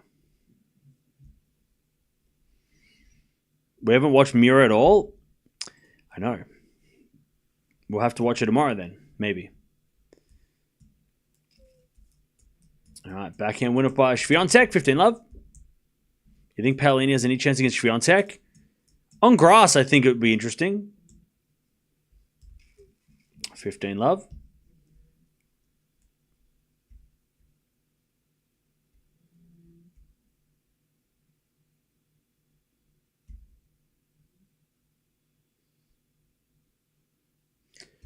Serving to the backhand of Alexandrova for now. Swiatek goes long. 15-all.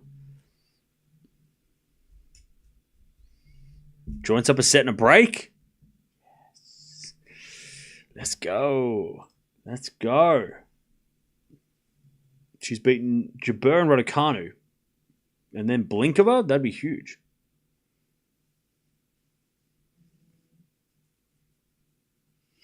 All right, good return by Alexandrova, 15-30. Chance for a break. Dan Evans is down a set against Brooksby. But they're in the second. All right, 15-30.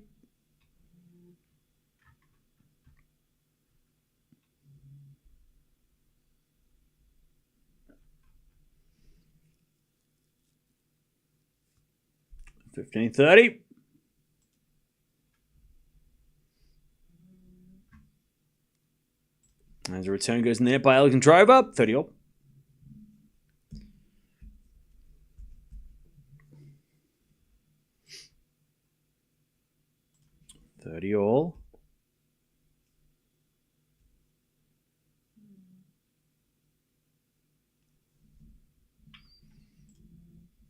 $30-all. Swiatek serves again. A fault. Second serve.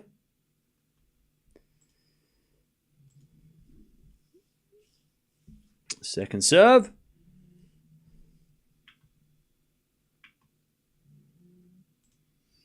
And the return goes in the back of Swiatek, backing up from Alexandrova. Into the forehand Swiatek, who hits a winner. 40-30. Swiatek to level this second set.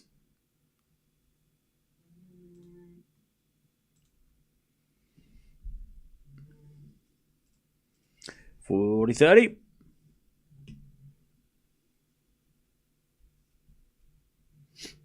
And Swiatek serves again. And the return goes in, but it was a fault. Second serve.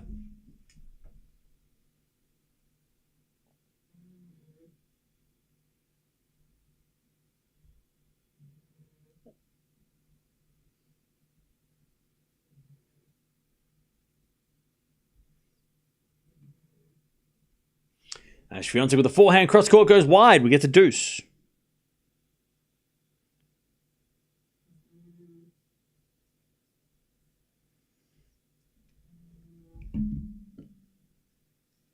We get the deuce. Why do Berlin and Bad Homburg feel like 1,000 events? Because we don't have a 1,000 event. These are the only tournaments these players can play. You know? It's the only chance they get. I just remembered you're planning on the Philippines. Will you be coming in July? No, I'm going to be going in December instead. I'm going to go in December. I was advised that December was better. It was a better...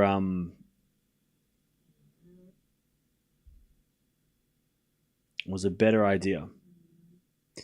All right, good volley by Swiatek. And it's advantage Swiatek.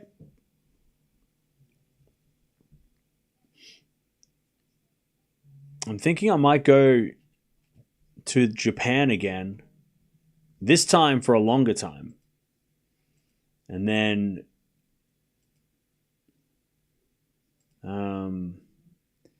and then go to the Philippines on the way home, maybe. That's sort of my thinking. Maybe. All right, advantage Swiatek. It's dangerous if you go in December. It was dangerous in July. Is it dangerous? What are you talking about? All right, advantage Swiatek to take the game and hold in this second set. Keep Alexandrova under pressure. The Philippines is a dangerous country, so be careful. All right, we're back to deuce. I feel like I've been to a lot of places that are dangerous. Oh no, it's starting to rain. It just depends on where you just got to avoid the dangerous areas. I feel like everywhere's dangerous if you go to the dangerous places. All right, it's starting to rain. This is terrible timing.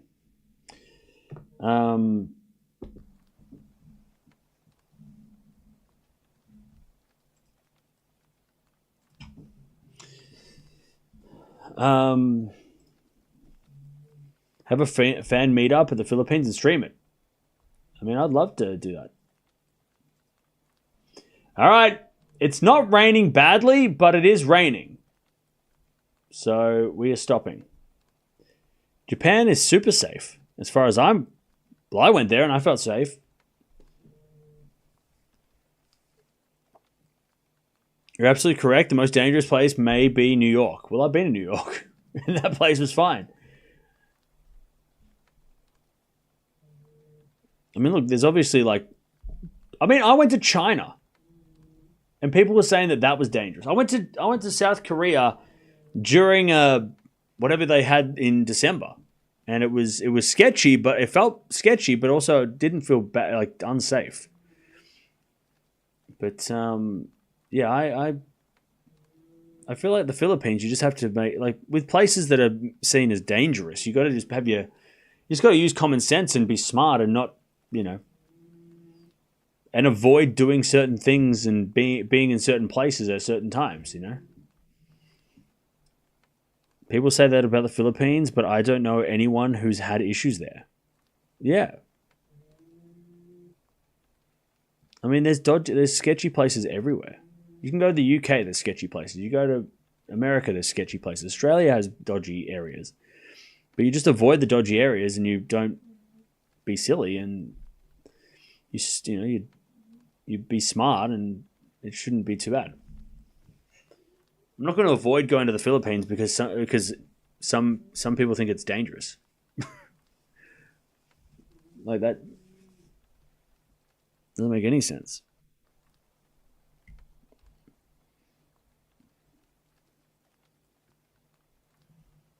I've traveled the world and I swear that the Philippines is the friendliest country in even in crazy areas. Yeah. Hey, just use common sense and you should be okay.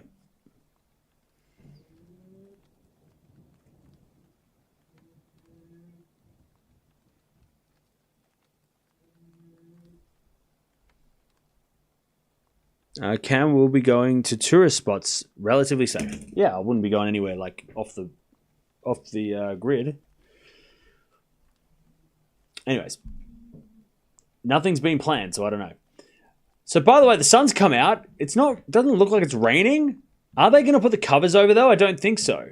Why would they put the covers over when the sun come out? It looks like it might rain. Like the clouds are pretty dark, but it's not raining. It's suspended due to rain. It's like sunny. Where's the rain? Unless they're preempting the rain, then they're going to try and put the covers on before the rain.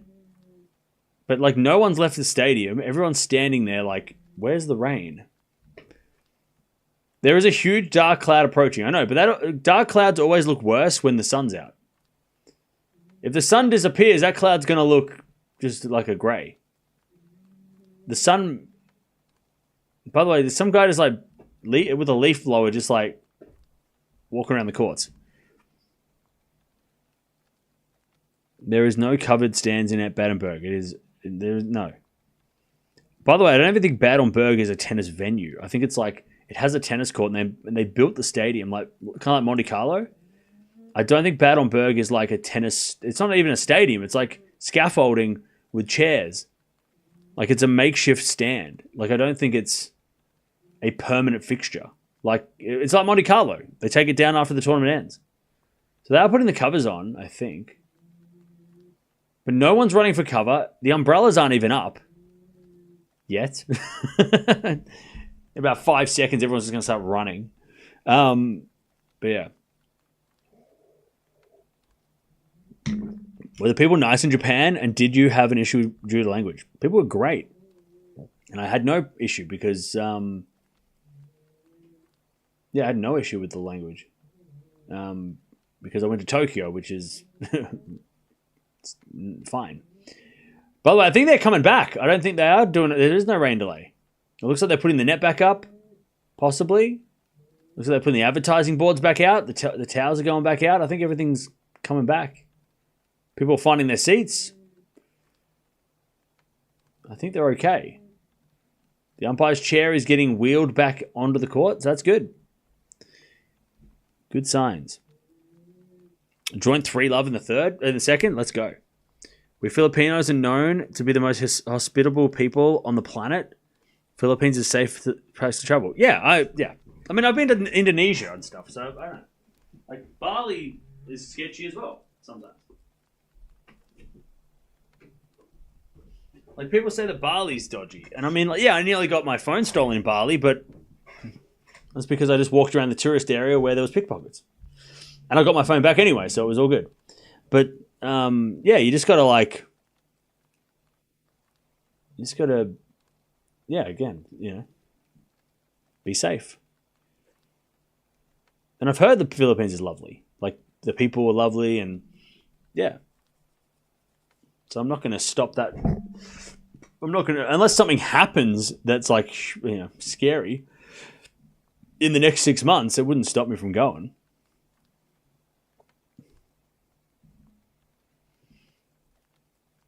Did Andrescu already play today? I don't think so.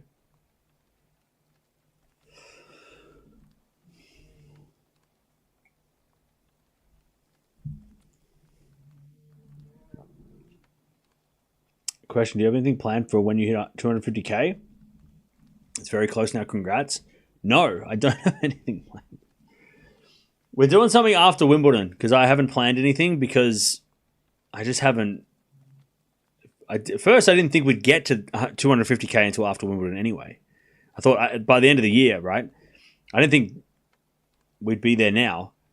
So I didn't plan anything, but also I just haven't had time to even think about. Like last year, we celebrated 200k with balloons, but so we're going to do something after Wimbledon.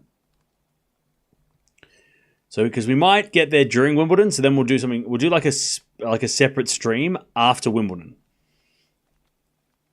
I don't know what that's going to be or when, but after Wimbledon, we'll do something. Because the likelihood we might. I mean, imagine if we hit 250k in the first day of Wimbledon when we've got so much to do. It's going to be so busy. We're not going to have time to celebrate, so we'll do a proper. I'm not doing a 24-hour stream. There's no way. But we'll do something. Maybe we'll open some cards. We'll do maybe we'll do a giveaway. So yeah, we'll do like a separate stream because I feel like a separate stream, especially when after Wimbledon, it's pretty quiet. So it gives us a good opportunity to actually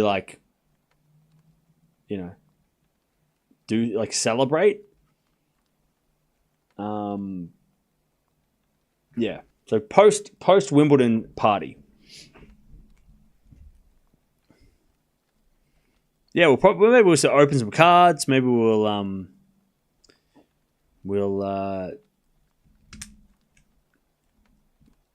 just chat. Maybe we'll even open the calls on the Discord, and maybe people will be able to call in.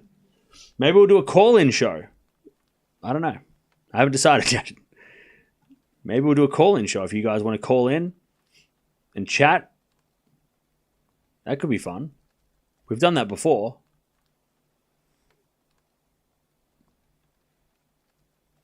I'm not going to be drinking, but you guys can drink if you want. You guys can drink at the party. I'm going to not drink at the party, but yeah, we might do that. We'll see. I just got to figure out what time to do it as well, because I want to do it at a time when everyone can join. Maybe have to be like a late night in Australia, so then all the Americans can join as well. But yeah, we'll do it. We'll do something. We'll do something good. Last year when we had 200k, it was before Wimbledon. It was really rushed, so unfortunately we didn't like it. Well, it was kind of just like, hey, 200k, all right, Wimbledon. So I don't want to do that for 250 because 250 is a bigger deal. So we will do something that is more planned out than a rushed trip to the balloon store and a cake. We'll do something proper. We usually celebrate like the channel birthday more than we do the channel milestones, but $250,000 is pretty crazy. The next big milestone will be $500,000, so we'll celebrate $250,000 and then we'll eventually celebrate 500, hopefully. According to the local radar, it should be raining during the next 60 minutes. Well, the sun's out, so I don't know what the hell they're waiting for.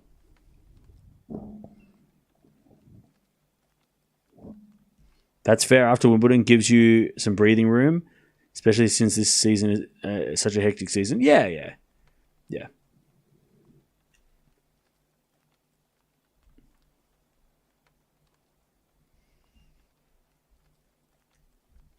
24-hour stream would be crazy. Yeah.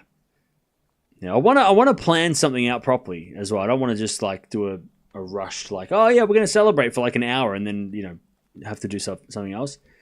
So we'll do a separate stream, and I'll think of a bunch of ideas that we'll do.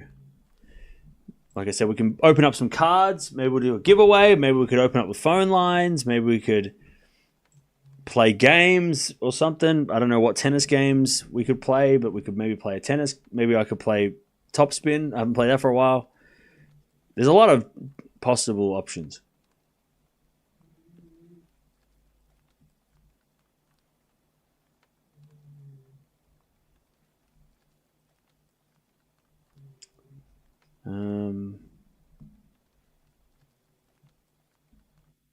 All right, the net's going back up, and we are just awaiting the players to come back on court. Now, I don't think they've been off long enough to have to warm up again. So I think they'll just come back out and start playing. Maybe some educational lectures. They're fun. I don't want to do lectures. You do gaming cam? Yeah, I play games.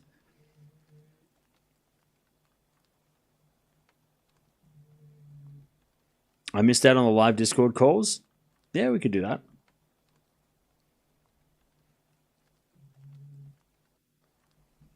Tennis Masters is a good game. What's Tennis Masters? Oh, that's just the... I've seen that game. That's cool.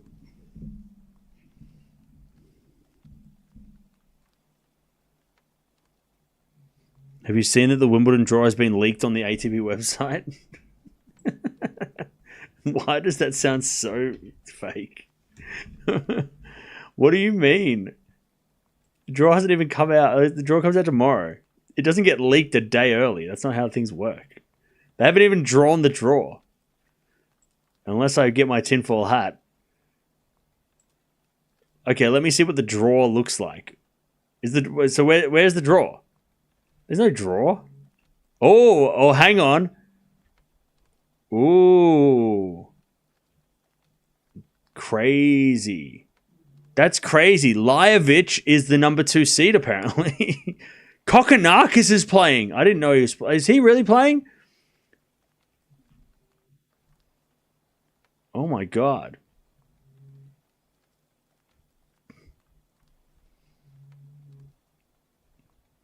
Holy shit, this is crazy. Hurkacz FAA first round? How is that even possible? And then the top of the draw, I mean, where did Sinner withdraw?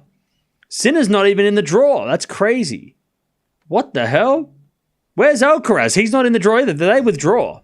That's crazy. That's crazy. Norrie Walton? All the British players are playing each other. That seems fair. That seems normal. I can't see even... Djokovic is not even in the draw. That's crazy. Where's Djokovic? And then at the top of the draw, you've got qualifier. Winner plays a qualifier or a qualifier. And then you've got a qualifier versus a qualifier, another qualifier versus qualifier. All the qualies are playing each other, except for one qualifier has to play Humbert.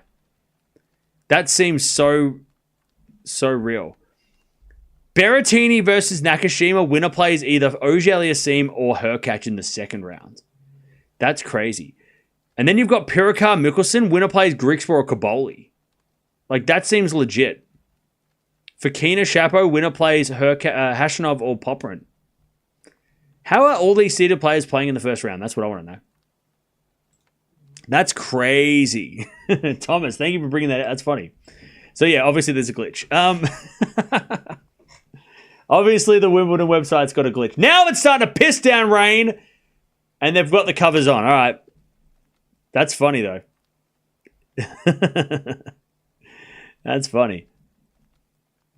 Yeah, somebody's going to go with that theory, though, and be like, oh, my God, it's, you know, someone on the internet's probably going to freak out about that. Be like, oh, see, it's all rigged.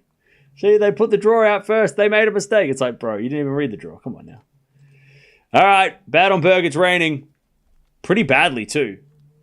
No pun intended. Yeah, Thomas, that's interesting. That's funny. I think the ATP maybe just put a bunch of placeholders in there.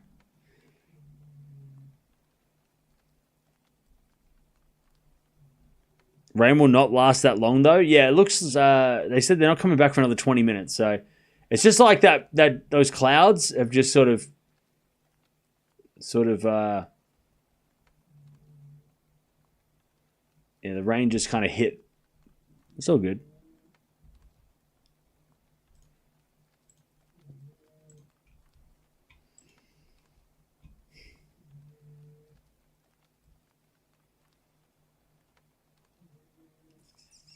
All right. So yeah, so now we're just chilling. But we do have Eala coming up soon. She is coming on after Brooksby Evans. So they're still going at it. So that's fun. By the way, FAA and Medvedovic are in a battle. Joint is trying to get the break against Blinkova again.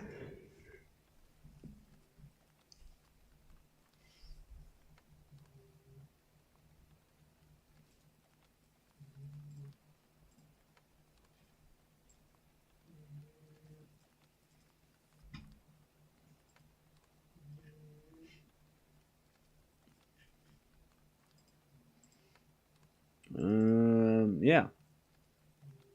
It ran for 30 minutes. That's all right. We will wait.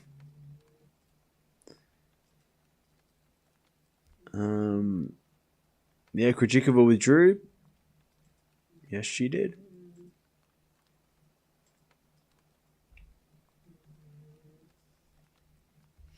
By the way, the sun is shining over in Eastbourne, but it's still very windy.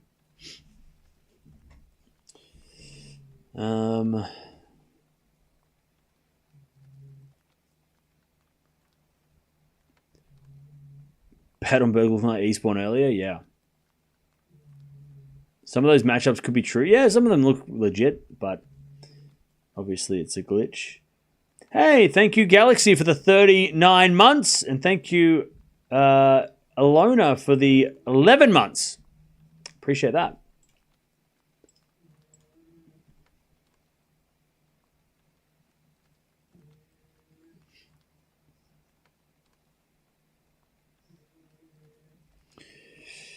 All right. Could watch Joint during the delay. Well, I am watching it right now. It's so windy in Eastbourne. You can see the clouds like flying past the sun. Joint breaks 4-2. FAA Hurkacz, imagine that as a first round. They actually could be a first round because Hurkacz is unseeded. Yeah. But happy members channelversary. By the way, chap,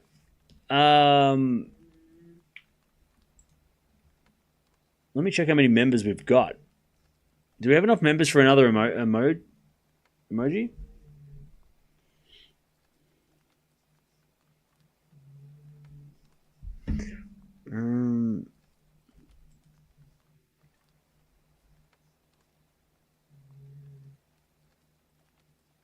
Holy shit.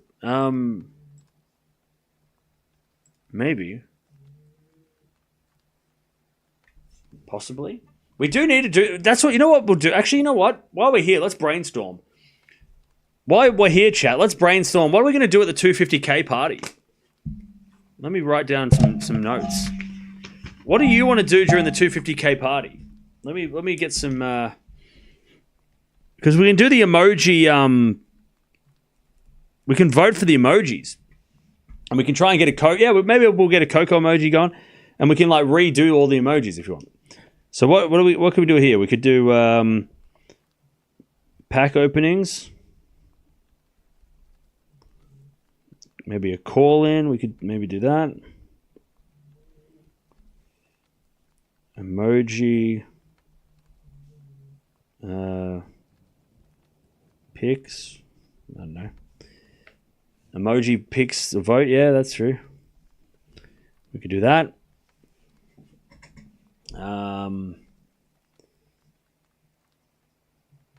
Chat about tennis and DVDs. A giveaway. Yeah, we could do a giveaway. Movie watch along? Definitely not. Oh, you mean watch? You don't mean like me showing a movie. You mean like you watch it with me? Yeah. I mean, maybe. I don't know if I want to sit here and watch a movie. I feel like that's very boring. Like, it's not very interactive. Plus, everyone has to have that movie, so what if it's going to be hard for the people that don't have access to the movie?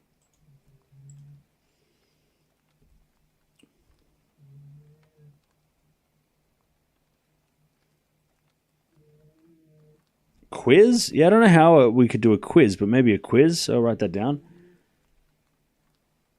The best M&Ms? Best M&Ms are peanut butter and jelly. Like, easily. We should raise a glass or two to 250k. No shame in getting out the bottle of something, Cam, in front of chat. I don't have a bottle of anything. Cam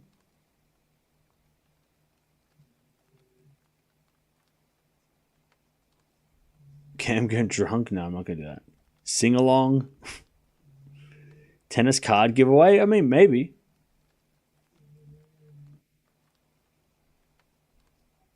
Joints up 5-2 in the second.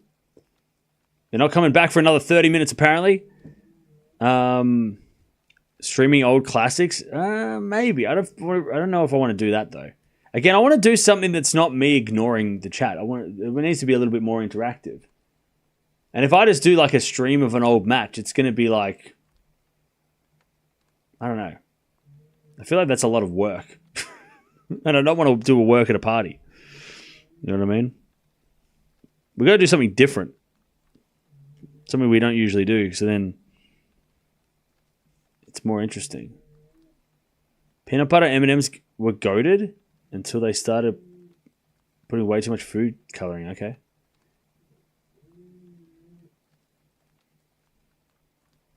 Make sure Mia's at the party. She'll probably be there. Interview a tennis player? Well, I can't tee that up. I don't know how I'm going to get that. I can't guarantee that. Tier lists? Yeah, maybe tier lists.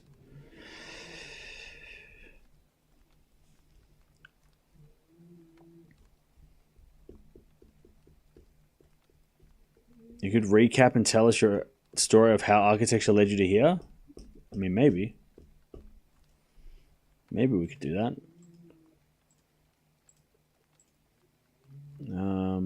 Instead of you calling a classic match, we could watch a classic match and just talk about tennis evolution. Yeah, maybe we could do that. Again, I feel like a party. We all want to just chill. I don't want to like be like, oh, let's watch a tennis match and talk about it from the past. I feel like we could just do some fun stuff.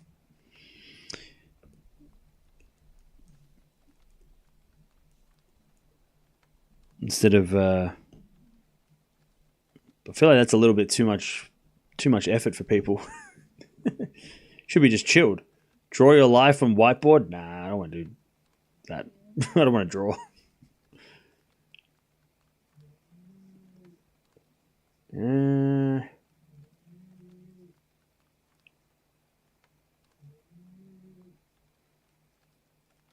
All right, we got some ideas. We got some good ideas. We'll figure out what to do. We'll figure it out. By the way, Brooksby is one game away from taking out Evans. Let's build Wimbledon bracket together. What, after Wimbledon? I mean, I don't know how that's going to work.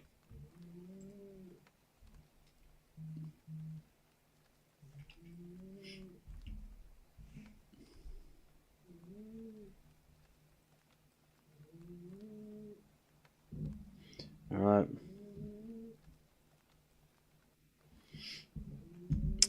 Mia's right there. She's asleep.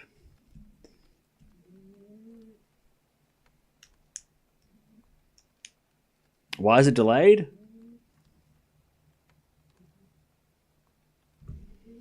Chat, how do I make it easier for people to understand when there's a rain delay?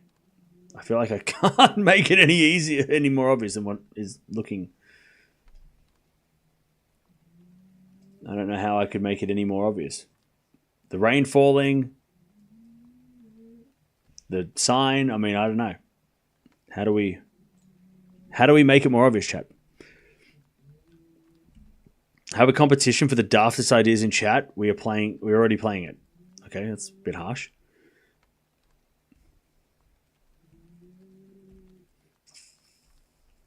All right, they should be back on court. They say in 30 minutes time. No play for the next 30 minutes. So we got 30 minutes. But we also do have Eala taking on Yastremska coming up next as well. So it's not all nothing. We do have Eala coming up against Yastremska, which we can watch, and that's happening in a place where there's no rain delay. At least not yet. It's in Eastbourne though, so anything could happen.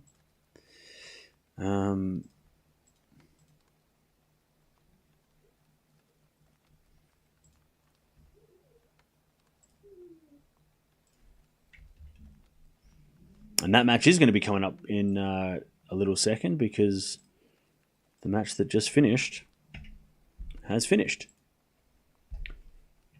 Yeah, the courts are still covered over in Eastbourne, Bad Homburg. Let me turn the rain off because it's a little bit annoying. All right. Let me get the other match ready to go.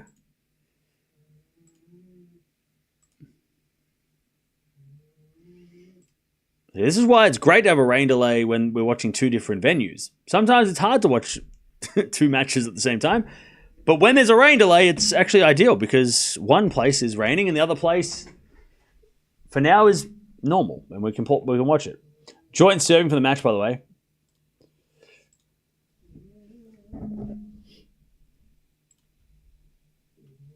To make it to the semi-finals, Maya Joint. Let's go.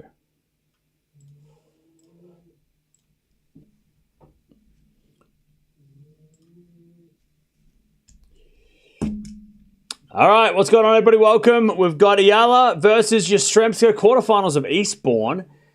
Also watching Bad Homburg, but it's currently raining in Germany, so we have a bit of a delay for Swiatek taking on Alexandrova. She's winning at the moment, Swiatek.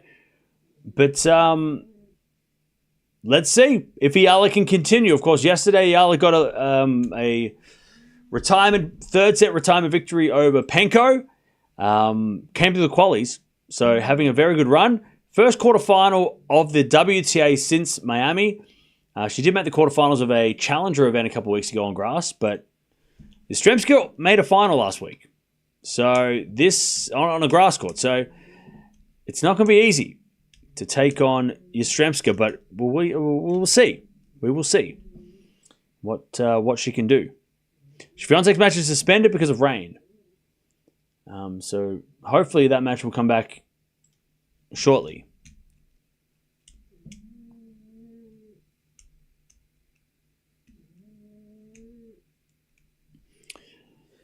Sinner cooked Wimbledon. They hasn't played Wimbledon yet. Wimbledon hasn't started. It starts on Monday. Who do you think wins, Pegula or Navarro? Pegula. Mentic match should start soon. Yeah, we'll keep an eye on that as well. Mentic Fritz might be the semis tomorrow. By the way, Joint just gets broken serving for the match like she did yesterday, but she's up a set though, so that's good.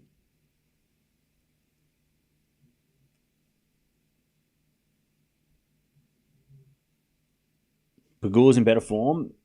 Yeah, I don't know how many times they played though. What does SE mean? It means special entry. So because last week Yastremska played to the final of Nottingham and wasn't high enough ranked to play in Eastbourne this week, she would have had to play qualifying. But because she played in Nottingham and she couldn't play qualies because qualies happened when she was playing Nottingham, she got a special exempt. Is it called special exempt or special entry? Special exempt? Special exempt. I'm pretty sure that's what it's called. I'm pretty sure. I think that's why. Yeah, special exempt. Because she played, she would have had to play qualies this week, but instead of pulling out of Nottingham to go play qualies of Eastbourne gave her a special exempt, which meant that she could play the main draw without having playing qualies and not have to forfeit in Nottingham. So that's why. I think that's why. Special guest, yeah. I think that's why. I think that's what. The only other explanation is a special exempt can also be called a protected ranking. Let me check.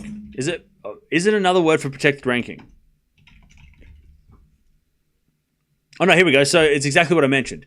Players who are unable to appear in the tournament's qualifying because they are competing in a previous tournament can be awarded a spot in the main draw by special exempt. Chat. Special ranking is the protected ranking. Okay. So if you see SR, that's what protected ranking is. A special ranking, protected ranking. Special exempt is exactly what I just mentioned. So there you go. That's what it means. Yeah. Special ranking is protected ranking. And protected ranking is when you're out of action for 3 months minimum, and you're unable to play because of injury or because of having a baby or whatever, and your rank, you get a protected ranking, like your ranking, special ranking, so that you can play when you come back, and you don't have to start from zero and play in the middle of nowhere in a futures event. You can use your ranking to, it's like an insurance ranking. If Eala wins this, she has a good chance of defeating Gracheva. Yeah, so the winner of this match plays Gracheva, who got a walkover against Krejcikova. Maya Joint's 2 points away from winning, by the way.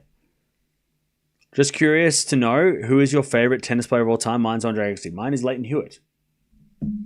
Leighton Hewitt.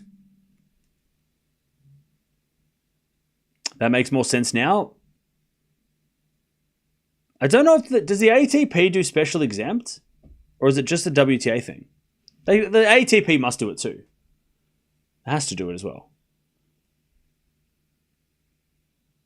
We all learned something new today. We also learned something new today on Tennis Talk. Well, I hope so. I need to write a cheat sheet of all the abbreviations. So that way, I can just put it on the screen.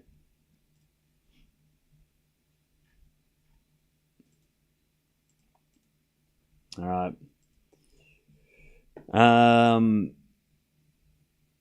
They do have a special exempt on the ATP. I feel like it doesn't get used as much though, because for whatever reason, it doesn't seem to get used as much.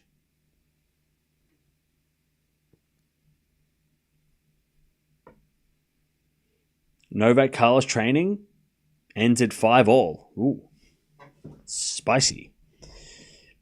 By the way, I'm going to use this time to make a new tea. Hang on a second.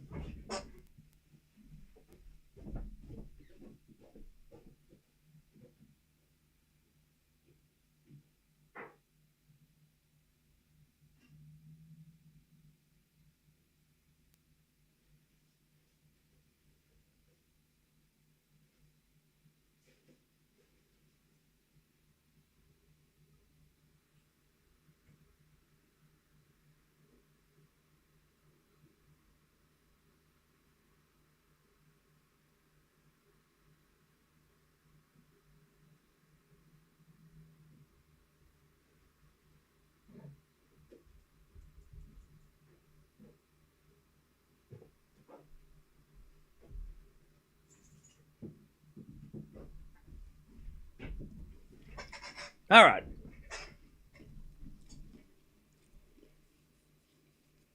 Still raining. In Bad Homburg. But Eala and Yastremska have hit the court.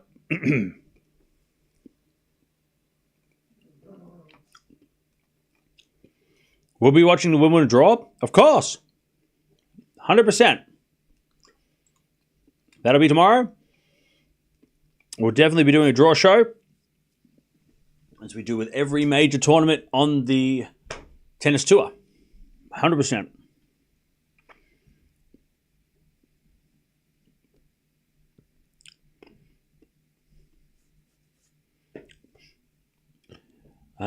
Who do you think will win the men's and women's Wimbledon? Ask me this time tomorrow. You can ask me, because at this point my answer will change. So ask me tomorrow.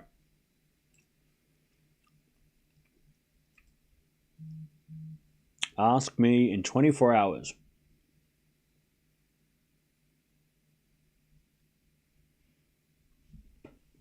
I think Djokovic will break the record of Fed with most titles. Well, Federer doesn't have the record. So, yeah.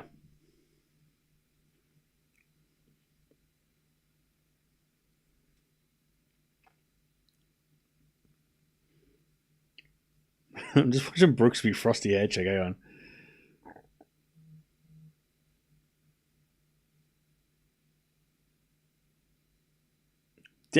What's Dan Evans getting pissed off for?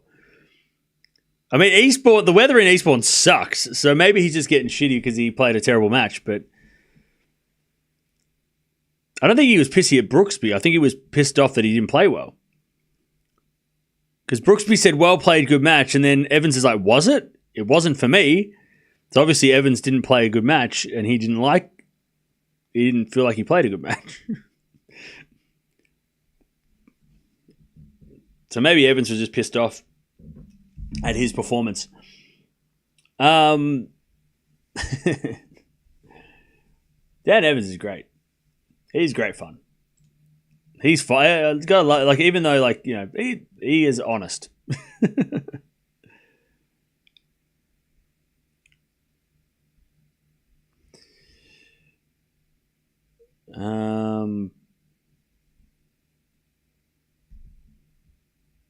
Patiently waiting, no worries. Well, players are coming out on court any second. It's still raining in Bad Homburg, so we're still waiting for that to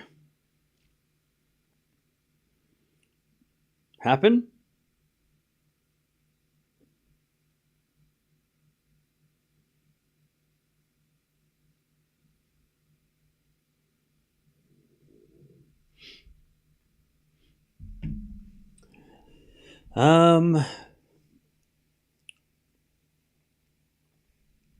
So yeah. When will this match restart? Hopefully soon. It says no play before 2 p.m., which is in 15 minutes. So, or 3 p.m. in 15 minutes. So, but it's still looking pretty dark. So I don't know if they're going to risk taking the covers off to just put them back on again. So they're probably going to delay it a little bit longer. I think Evans was pissed at himself. Yeah, I don't think he was pissed at Brooksby. I think he was just pissed at himself. And he just was like, I didn't play a good match. Because I think Brooksby just used he just went, well played, good match. Like, he just said the normal thing that everybody says. And Evans was like, I played like shit. I didn't play well. What are you talking about? So I think Brooksby just kind of used the generic, sort of handshake, response. When Evans is like, I didn't play well, and it wasn't a good match for me.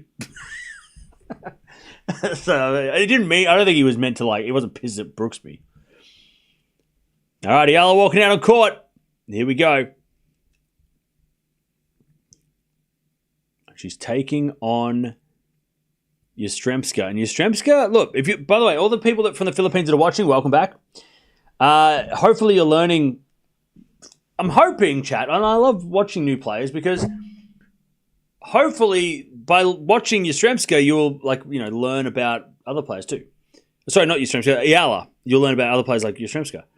Now, Yastremska is a player that does sometimes have a bit of a Ostapenko kind of vibe. And what I mean by that is that sometimes she could come out here and she could beat someone 6-1, 6-1. But sometimes she could beat someone 6-1 and then in the second set she could lose 6-love. And her game could be great and then terrible. She's very volatile. Sort of like Ostapenko, right? Yesterday with Ostapenko, first set, Penko couldn't miss. Second set, Eala got the second set and Penko was missing. So it's going to be a very similar match to yesterday. It's going to be a very similar match to yesterday. Probably a similar match. Now, it is much windier than yesterday, so that's going to be another factor. So that's what is kind of how Yastremska plays.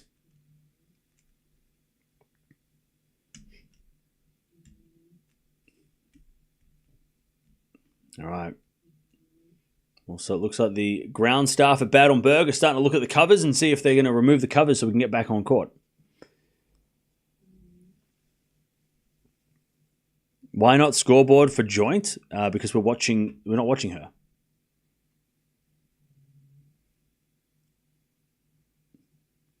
So SE means special exempt. And the reason why Yastremska got the special exempt is because last week Yastremska made a final and she would have had to play qualifying of this tournament had she have not made the final last week. So because she played well last week, she got, I don't know, what do you want to call it? She got a free pass to the main draw. So special exempt is, it's rare that that people get them, but sometimes they do. So special exempt. That's what it means.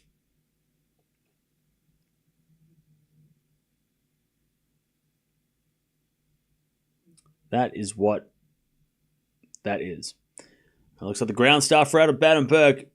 They're not going to come back for another 30 minutes, but yeah. We should talk about Alcaraz's easy draw at Queens.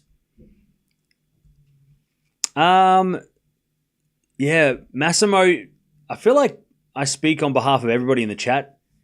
I appreciate that you're a Sinner fan. That's great. But, like, you don't need to come in every day and, like, prove to the chat that you're a Sinner fan and to try and prove that Sinner's not a good player, like, is a good player. Like, we all know how good Sinner is. So, I don't think you need to come in here and be like, Alcaraz is not good. Alcaraz sucks. Sinner's better. Every day. Every day. Like, every day. Even today, we're not even watching men's tennis, and you're like, Sinner is better. Okay. That's cool, man. You know, I mean, you don't have to convince anyone here. So maybe give it a rest, is what I'm trying to say. Like, just maybe, you know, just so then everyone in the chat doesn't get, like, annoyed. You know? I speak facts, yeah, but cool. But nobody's listening today. Like, we don't know talk about Alcaraz today. Or Sinner. I don't think anybody's thinking about them today. No need to down the other players if you support a player. Exactly. Good advice. Cam is not a fan of Alex. Alex who? Zverev or Eala or Bublik or Demonor? Which way? There's a lot of Alex. Alexandrova? Which Alex? There's a lot of Alexes.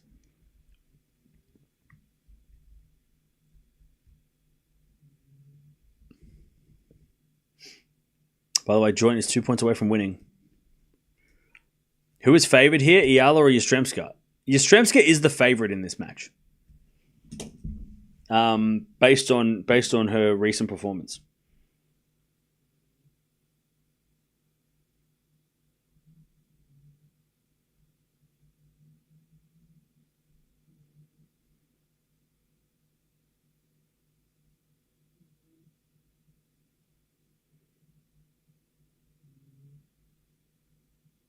All right. They're just warming up, and then we'll get started. And it looks like they're taking the covers off on the courts in Bad Homburg. So that's good.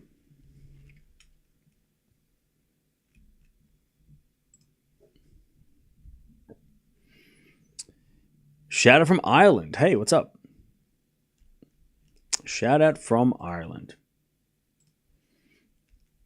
Support your player and leave it at that? Yeah, exactly.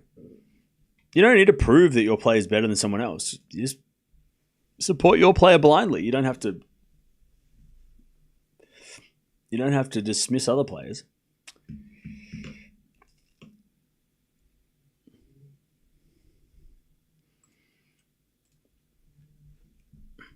Joint versus Eala in the final? That'd be fun.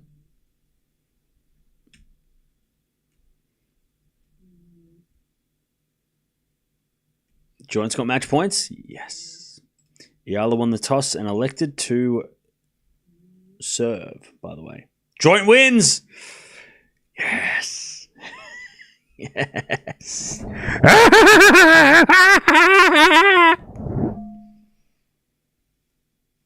Let's go. Let's go. So wait, Joint, who does Joint play now? Ooh, Pavlyuchenkova or Rakhimova? All right. Let's go. Let's go. By the way, covers are off in Bad Homburg. They're just getting the courts ready. But the winner of this will take on Gracheva, who got through today because Krejcikova was unable to play, unfortunately.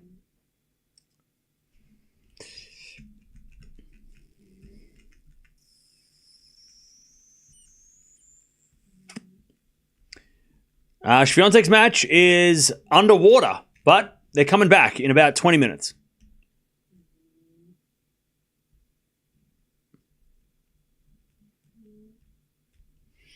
All right, here we go.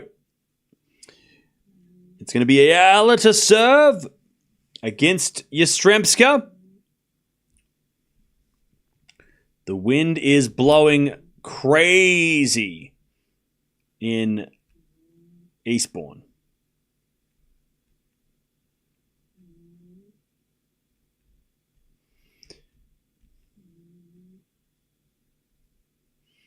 All right, Chad, who you got?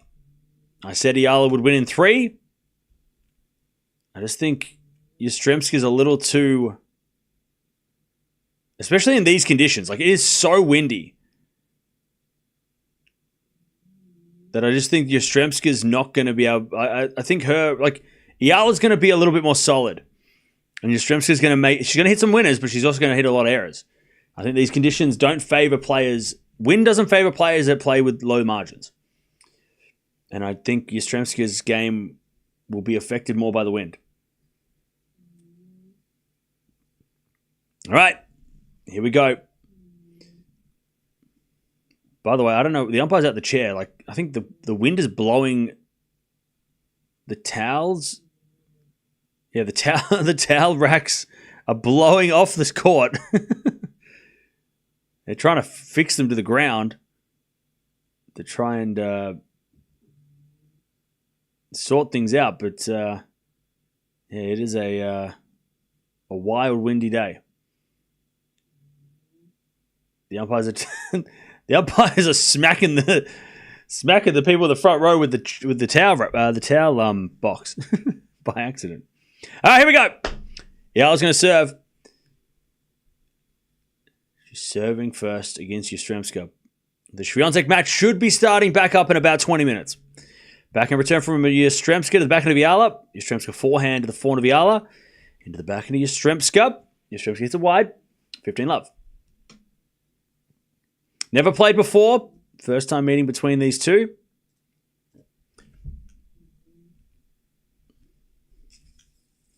All right, 15-love.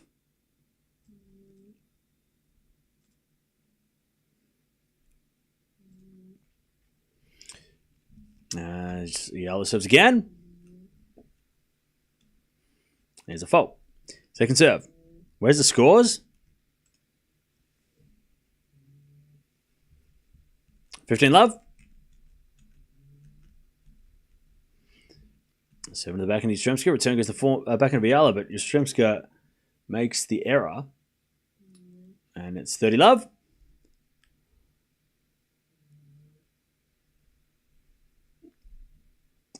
30-love is Eala forehand to the forehand of Yastremska, and Eala puts it away. And Yastremska goes the wrong way.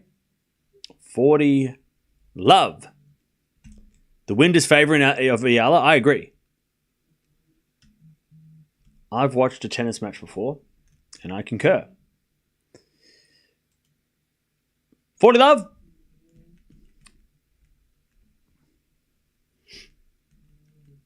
Very windy. Serve again.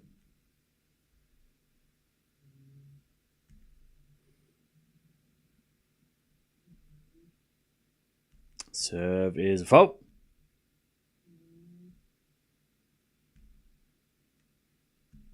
And to serve. Into the backhand of Yastremska. Forehand winner from Eala. No, she hit it out. 40-15.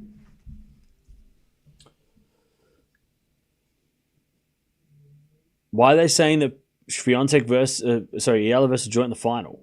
Yeah, I think people are just predicting that. It's not confirmed. At all.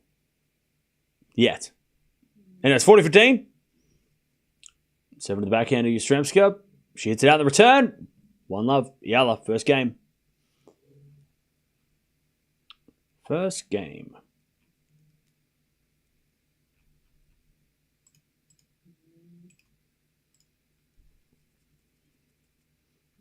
All right.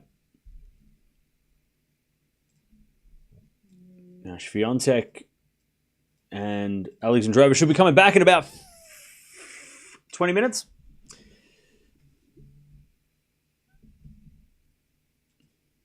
All right, Yastremska to serve.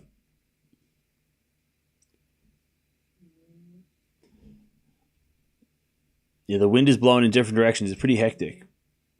Terrible day for tennis, to be honest. All right, Yastremska. Serve to the back of Eala. Return goes out. 15 love.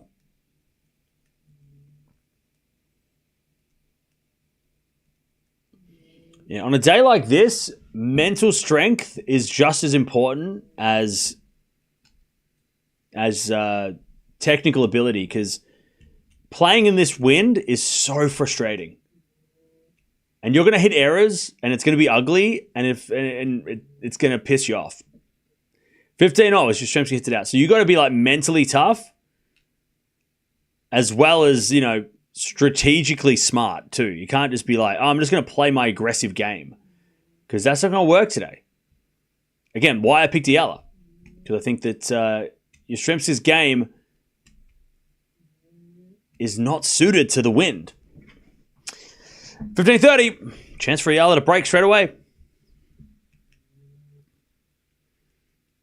15-30.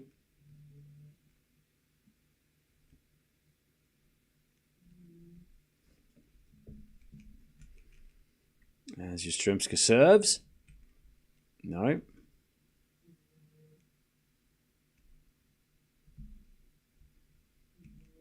Yastrzemski just can't get the ball toss right. The way they're showing the trees, the wind is going crazy. Serve is a fault. Second serve.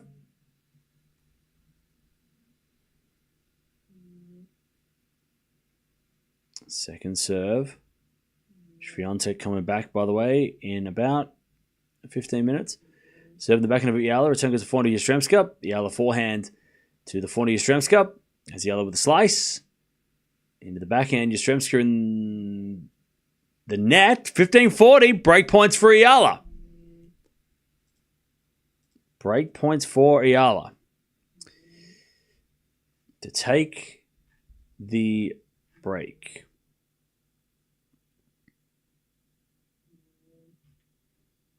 As the return goes out by Eala, and it's one saved.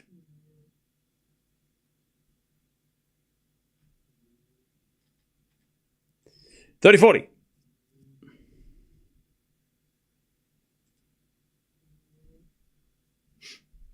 $30-40. As we return from Eala to the slice of Yastrzemski, but that goes out. The wind is just going to take that and throw it away. All right. Break for Eala. That's the start. I've got to get my tea. 2 love.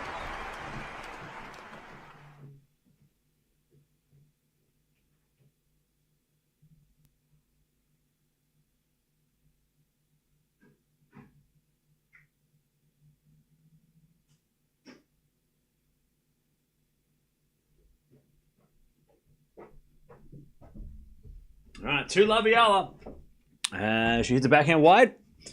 15 love.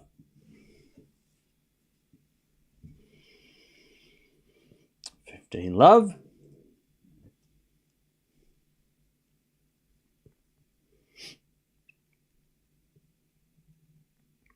Sorry, love 15.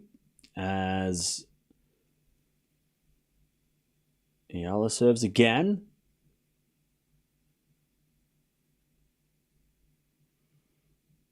Serving to the backhand of Yastrzemski. Great return winner. Now she's going to do that, but I don't know if she's going to be able to do that consistently, Yastrzemski, today with these conditions. But she will hit winners like that. That's like I said, if you're just joining us, you've never watched Yastrzemski before. It's very similar to Ostapenko at times, and that return winner was a Penko-esque return. But as we saw yesterday, Penko can win the first set 6 love, and then the second set goes the other way. So, and with these conditions, it's going to be hard to play that consistently. So it's a good chance for Eala. Anyways, love 30. Chance for a break back. Yastrzemski return goes wide this time, 15-30.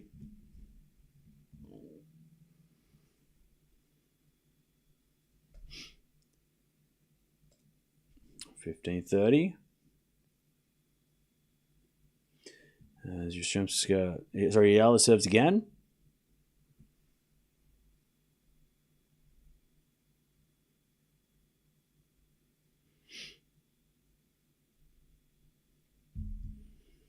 As Eala serves again.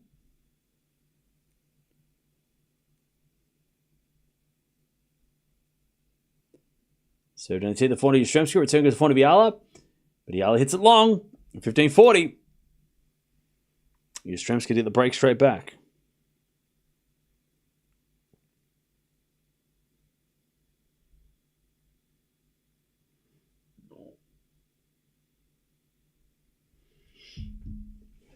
$15.40.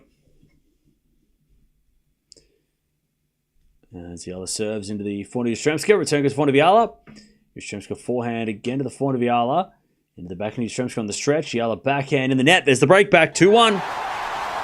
2-1.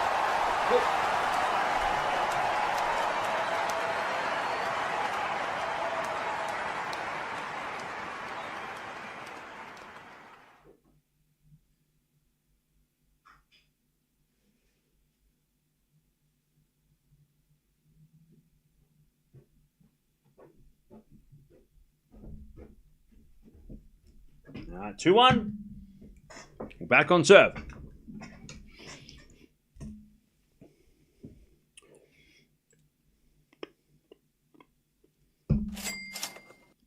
Pia. Thanks again for covering Alex. Rooting for Alex. No worries. Thank you for the donation. Appreciate that. All right. We're back on serve. Swiatek and Alexandrova coming back on in about 10 minutes. But here we are. What's going on, chat? Where are we watching from? Let me know in the chat where we're watching from. Sun's coming out at Eastbourne, by the way.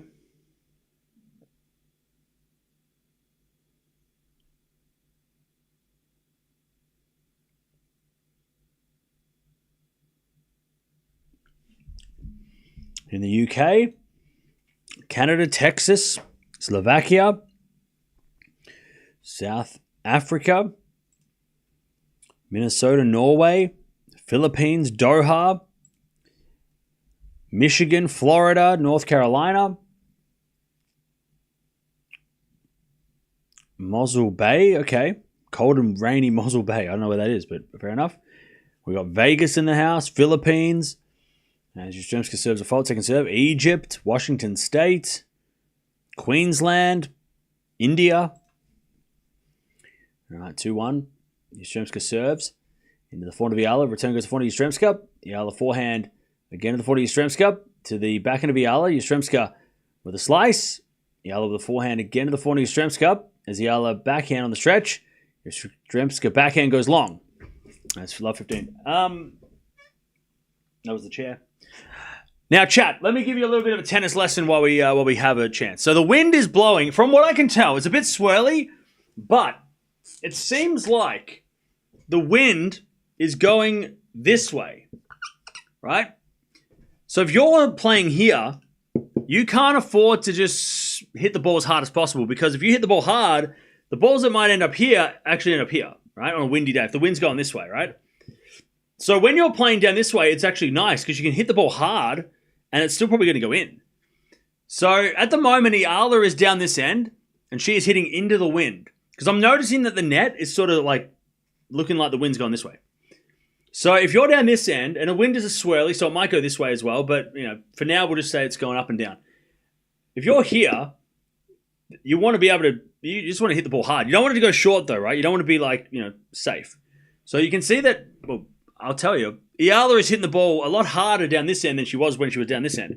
And Yastrzemska down here might have to be a little bit safer, because if she tries to hit the ball hard, it's going to go long. So when you're down the bottom of the screen, especially if the wind is blowing this way, which it has been in the last couple of games, it's a very sketchy situation. You've got to play it safe down here. But then when you're down here, that's when you want to be aggressive. And you want to try and hit the ball hard and try and hit the ball into the wind, right? So that seems to be what's going on. 15:30, by the way.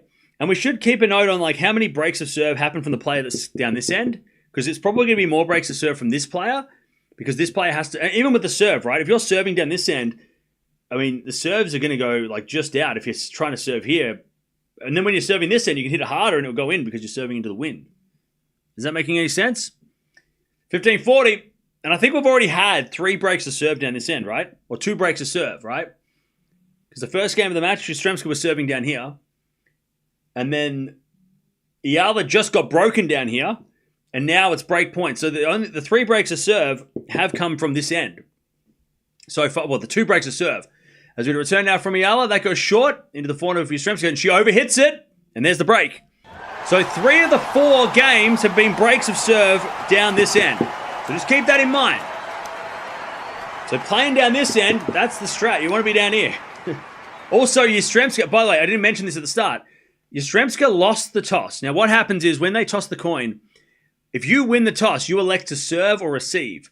But some of you might not know that the opponent gets to decide what end of the court they play on. So you might win the toss and say, I want to serve, but your opponent might say, well, I want to serve. I want you to serve down this end. I'm going to go down there. And Yastremska chose to start the match down here. So she knew that I want to start by hitting into the wind, right? And Eala got.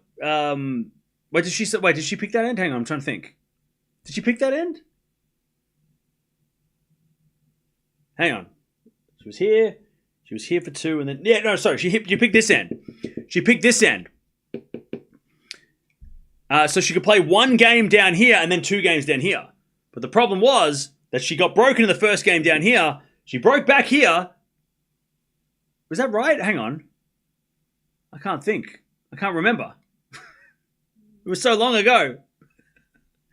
Anyway, she picked an end. Does that make sense with the win, though? Forget the last part.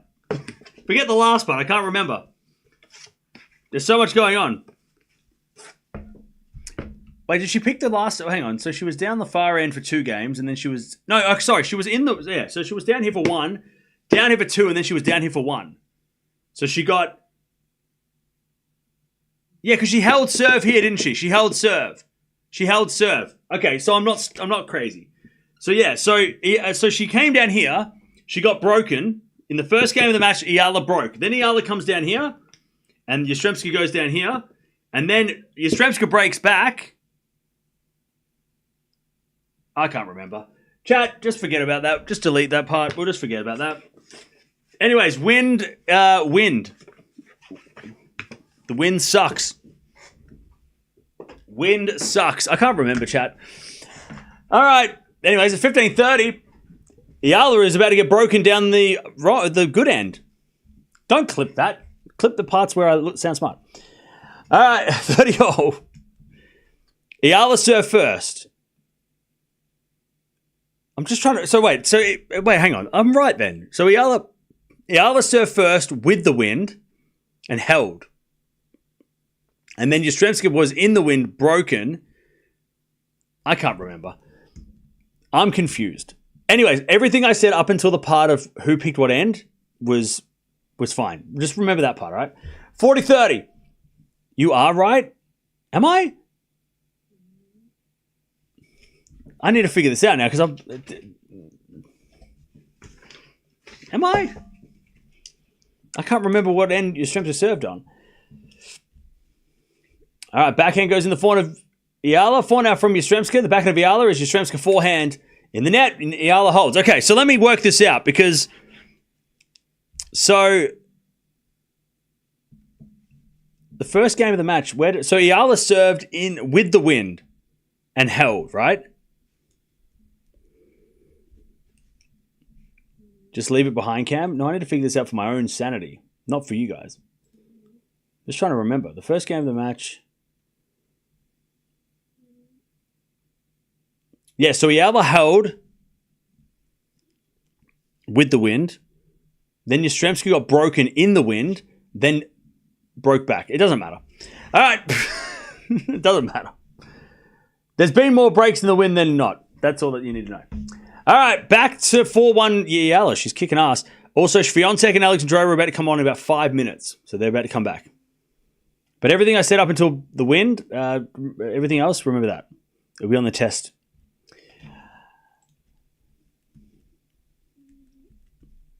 The moral is hitting with the wind is worse than hitting into the wind. So you want to hit into the wind. If you're playing tennis, you want to be hitting into the wind. And when you're hitting with the wind, you want to be safe. That's going to be on the test or the exam at the end of the year, right? Got to remember that one. The other stuff, just like that was just, you don't have to remember the other. That's not going to be on the test.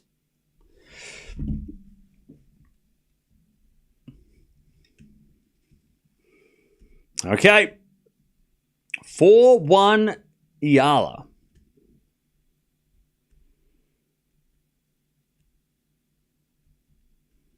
I can't watch the replay because the WTA TV, you can't rewind.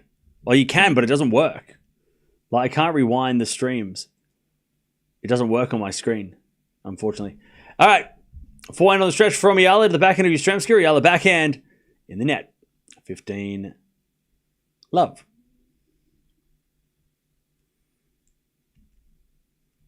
Is Joint the best Australian? No, Dasher.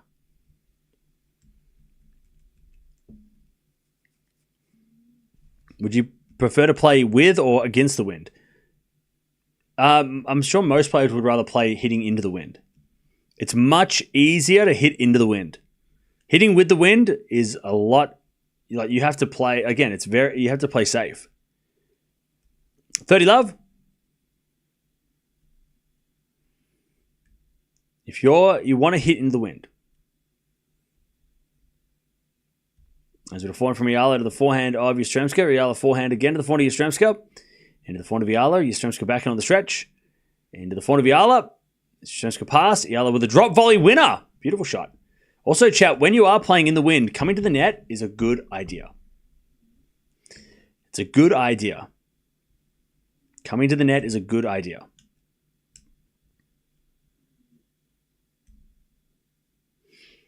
All right, 30-15. As Yastremska serves a fault. Serve again.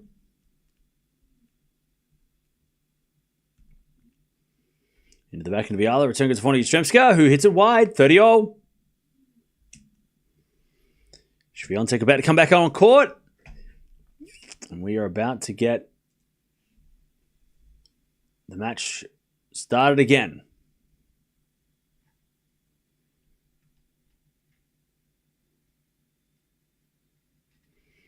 All right. Nice hitting there from Yastremska. 40-30.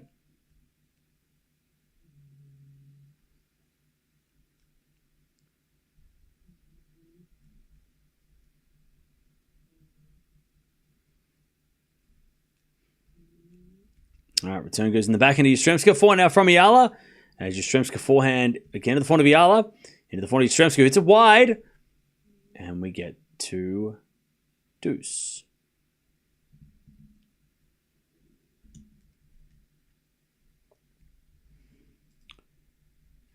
We get to deuce.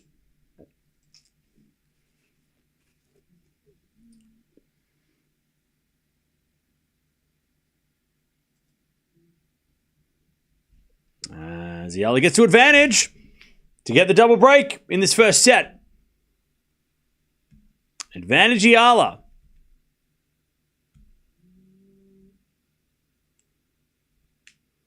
As the return goes into the back of Yastremska. Eala with a slice. Into the forehand of Yastremska. As Eala forehand of the stretch. Goes into the backhand of Yastremska. As Eala with a forehand again. Yastremska backhand again to the forehand of Eala. Into the backhand of Yastremska. As Eala gets a backhand to the backhand again of Yastremska. Eala with a slice. Goes into the forehand of Yastremska. Eala on the stretch with the backhand. Into the forehand of Yastremska. Again, the backhand of Eala on the stretch. Great shot. And then in the net by Yastremska. Eala. Great hustle. 5-1. She's got the double break. 5-1. All right. 22 minutes. This is flying. 5-1. Eala is dominating. 5-1. All right. Eala serving for the set.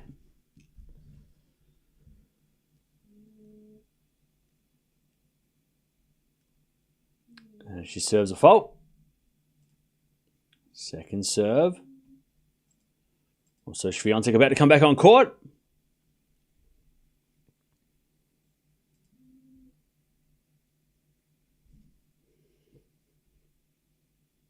As Eala wins the first point, 15-love.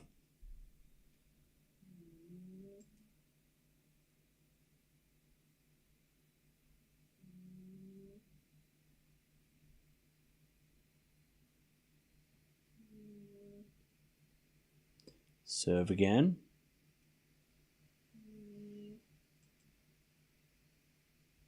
$15-love. Swiatek's about to come out on court now, yeah.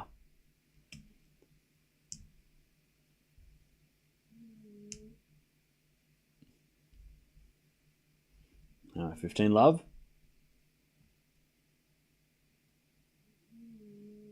As the return goes in the net by Yastremska, 30-love.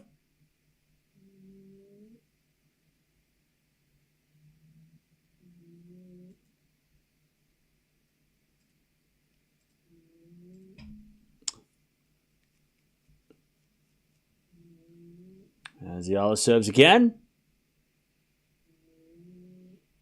Into the forehand of Yastremska. Return goes to the forehand of Eala on the stretch. Yastremska forehand cross. Eala's there with the backhand. Yastremska slice. In the net. 40-love. Eala to take the first set. Yeah, the wind has died down a little bit, yeah. Or at least it's not as, it doesn't seem, it could have swirled around because I said the wind is not going to be all the same direction. It's going to be going kind of crazy. The wind was blowing pretty heavy at the start in the direction that I was saying, but the wind's kind of gone across a little bit. All right. Set points. As Eala serves a let. Alexandrova and Swiatek are back on the court.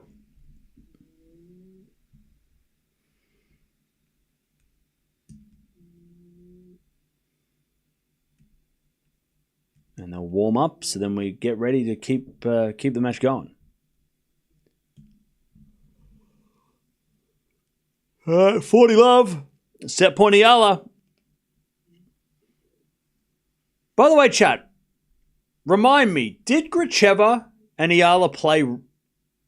Didn't they just play? As Yastremska hits a backhand return winner, 40-15. They played in the qualies recently, right? I'm pretty sure. We've watched Gracheva lately. I know we've watched Gracheva in the last couple of weeks. Did she play Eala? Was it Eala? All right. Good serving Eala. She gets the first set 6-1. It was? Let me triple check. I'm sure we've watched Gracheva like literally in the last week or so, 3 weeks. Did they play before? Yeah, Gracheva Eala played in Nottingham qualifiers. So yeah, so we're getting a rematch, which is awesome. If Eala can continue this match playing this way, so that's cool. And Eala won, so if you're an Eala fan, you gotta love that. First set, by the way, 2 winners, 6 errors from Eala, so contained. And Yastremska 4 winners, 11 errors, but Eala only got broken the 1 time with 1 break point. So Eala, her serve is definitely less of a problem than it was on the clay. We've spoken about that every match she's played on grass.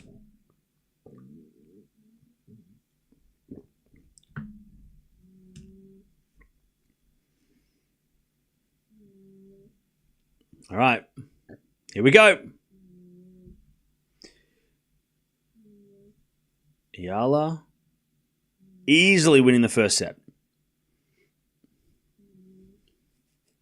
Can you play Next Gen more than once? Yeah, you can play the Next Gen finals as long as you're under 21.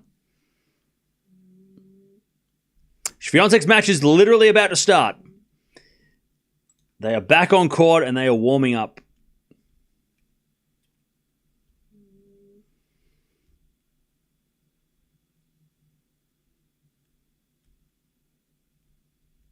All right, first set goes to Eala. That was so one-sided. Yastremska's gone to the bathroom.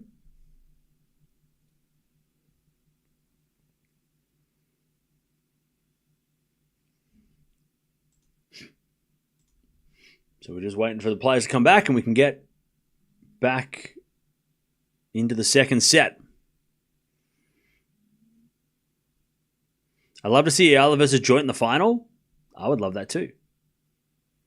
If Eala wins it all, I think she breaks top 50, right? I think you're right. I think you might be right.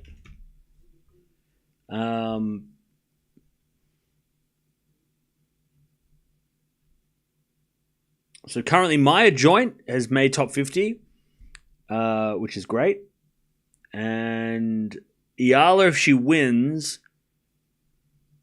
she will be 51, possibly 52 in the world. So she can't break top 50, but she can be 50 in the 50s. She could be 51 or 52, I think. But after Wimbledon, she could definitely break top 50. Because she has 0 points to defend at Wimbledon. Okay. Here we go. Yastrzemski serving first and the second.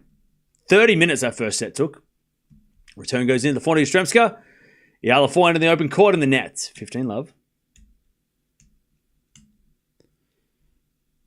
No worries. Thank you for watching from Austria. How you doing?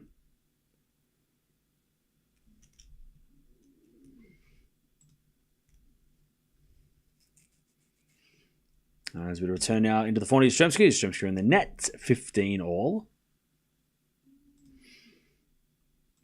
15 all.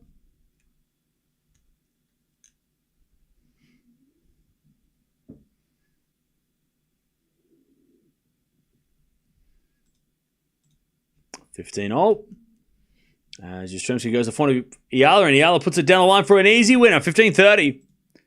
Super easy winner. 15-30.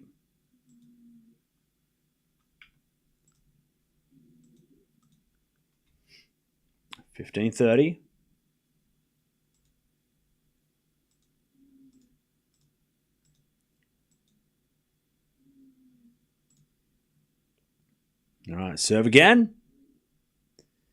15-40. Chance for Eala to break.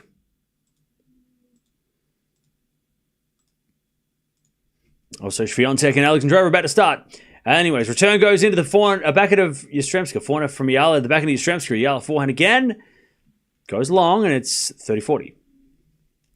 Swiatek serving at deuce, by the way. Terrible time to come back.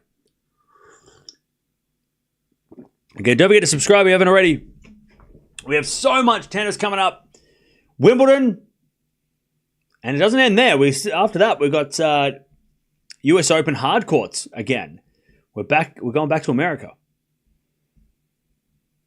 All right, 30-40. Yastrzemska serves a fault. Second serve. Into the forehand of Eala. Return goes in the backhand of Yastrzemska. Eala backhand on the stretch. Yastrzemska forehand is a winner. And it's deuce. And Swiatek, she wins the first point after, like an hour and a half of no play. And she gets to advantage. Danny. Looks like Eala is excelling in grass courts. Yeah, Alex. Yeah. Thank you for the 10. Danny. As Swiatek tries to level this second set. Wind is blowing again. Yastrzemska can't get the ball toss right. Wimbledon draw is tomorrow. Wimbledon draw is tomorrow. All right, advantage Eala. And Swiatek holds. And it is 4-all in the second.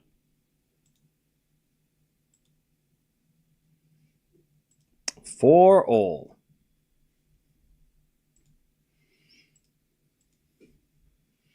Four.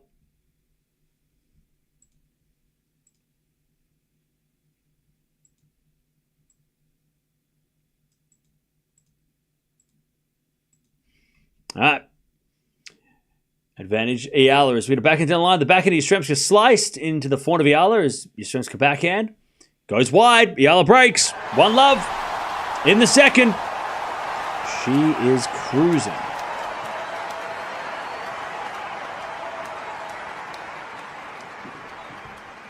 All right.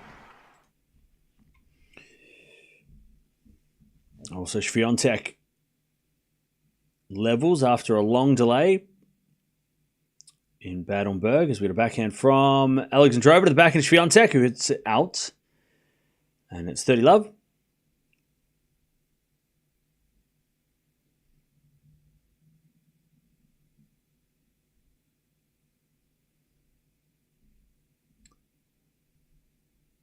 Swiatek's hit 30 unforced errors in this match, by the way, which is more than in Alexandrova, which is a little surprising. Alexandrova with an ace, 40 love. All right, Eala with the break in the second. Set and a break. She serves to the backhand of Yastremska. Return goes in the backhand of Eala, who overhits it. 15 love. Love 15. Love 15. Update the score. What are you talking about, update the score? What score? The scores are up. Oh, Swiatek's match is not updating. That's weird. That's out of my hands, I'm sorry. I can't do anything about that. It will update when it updates. I don't know why it's not updating, but it will eventually. All right, love 30. Eala puts in the net. Love 30. There you go. Magic. All right, love 30.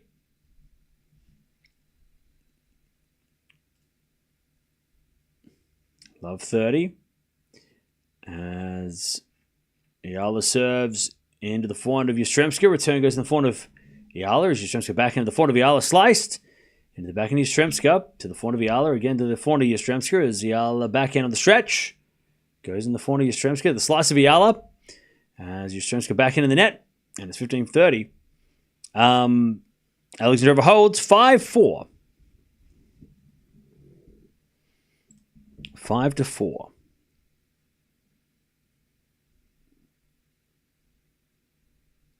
Swiatek serving to stay in the second set.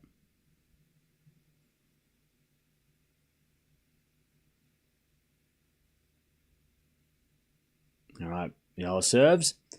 And the return winner by Yastremska. 15-40. 15-40.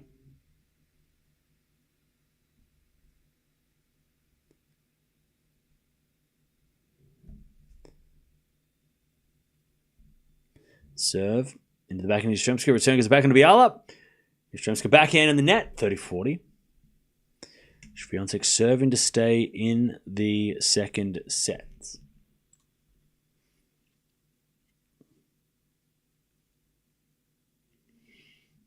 All right, 30-40. Breakpoint number 2 for Yastremska.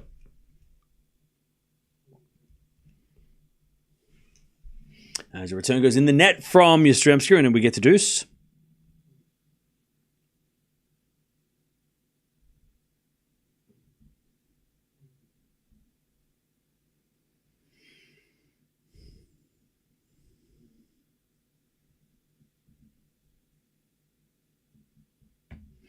Okay. We get to deuce. As Eala serves again.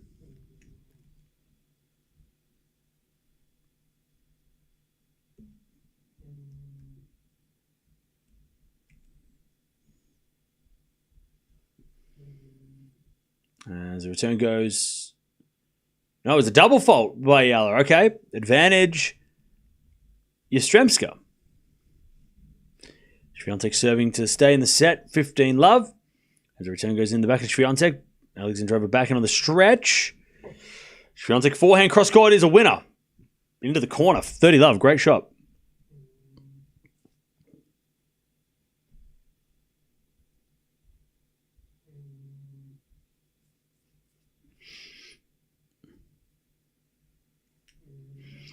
All right, advantage Yastremska to back on serve.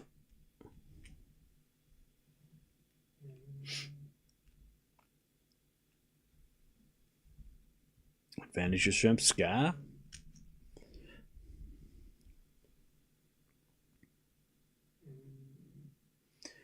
Serve.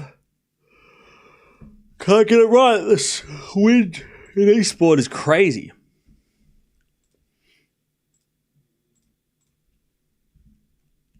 As we're falling out of the backhand of Yastremska, she hits it out. We get the deuce. 30-15.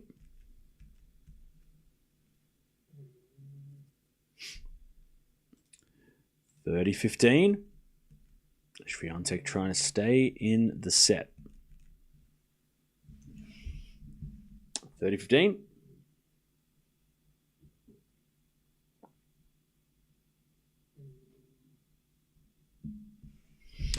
As Alexandrova forehand to the forehand of Swiatek. Alexandrova forehand again goes long. 40-15. The wind is so strong. Yeah, it's picked up again. Cam, do you ever sleep? Yeah.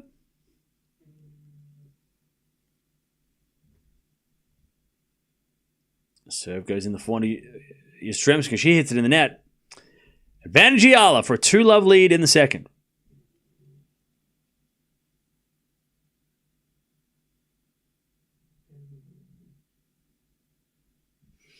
Advantage Eala.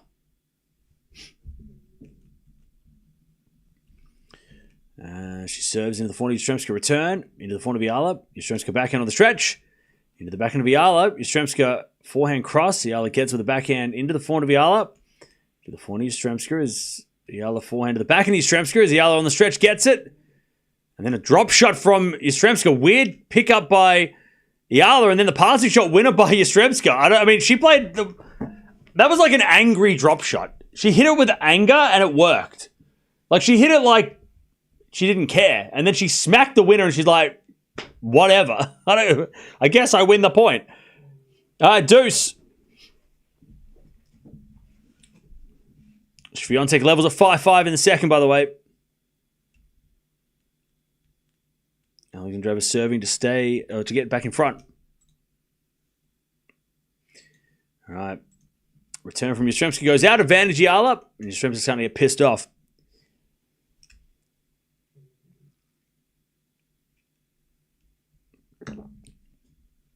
Does anyone else notice that Eala always does shadow swings after points? Does anyone else notice that?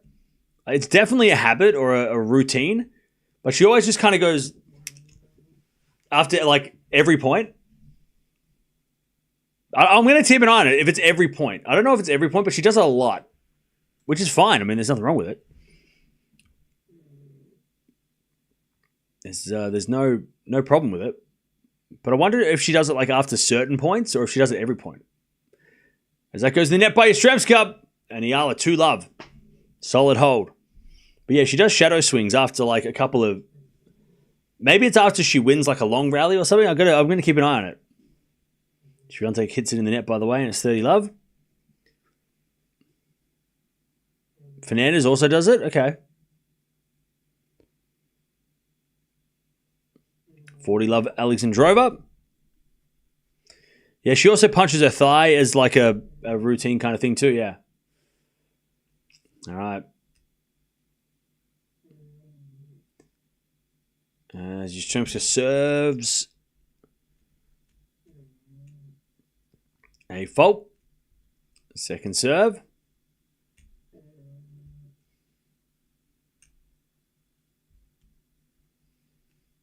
Serving to the backhand of Eala. Forehand from Yastremska in the net. And it's... Yeah, Eala does it after every point. Again, she just does a shadow swing backhand, shadow swing forehand, and then kind of like taps her thigh and then gets ready for the next point. I mean, it is a definite thing. It's definitely a routine.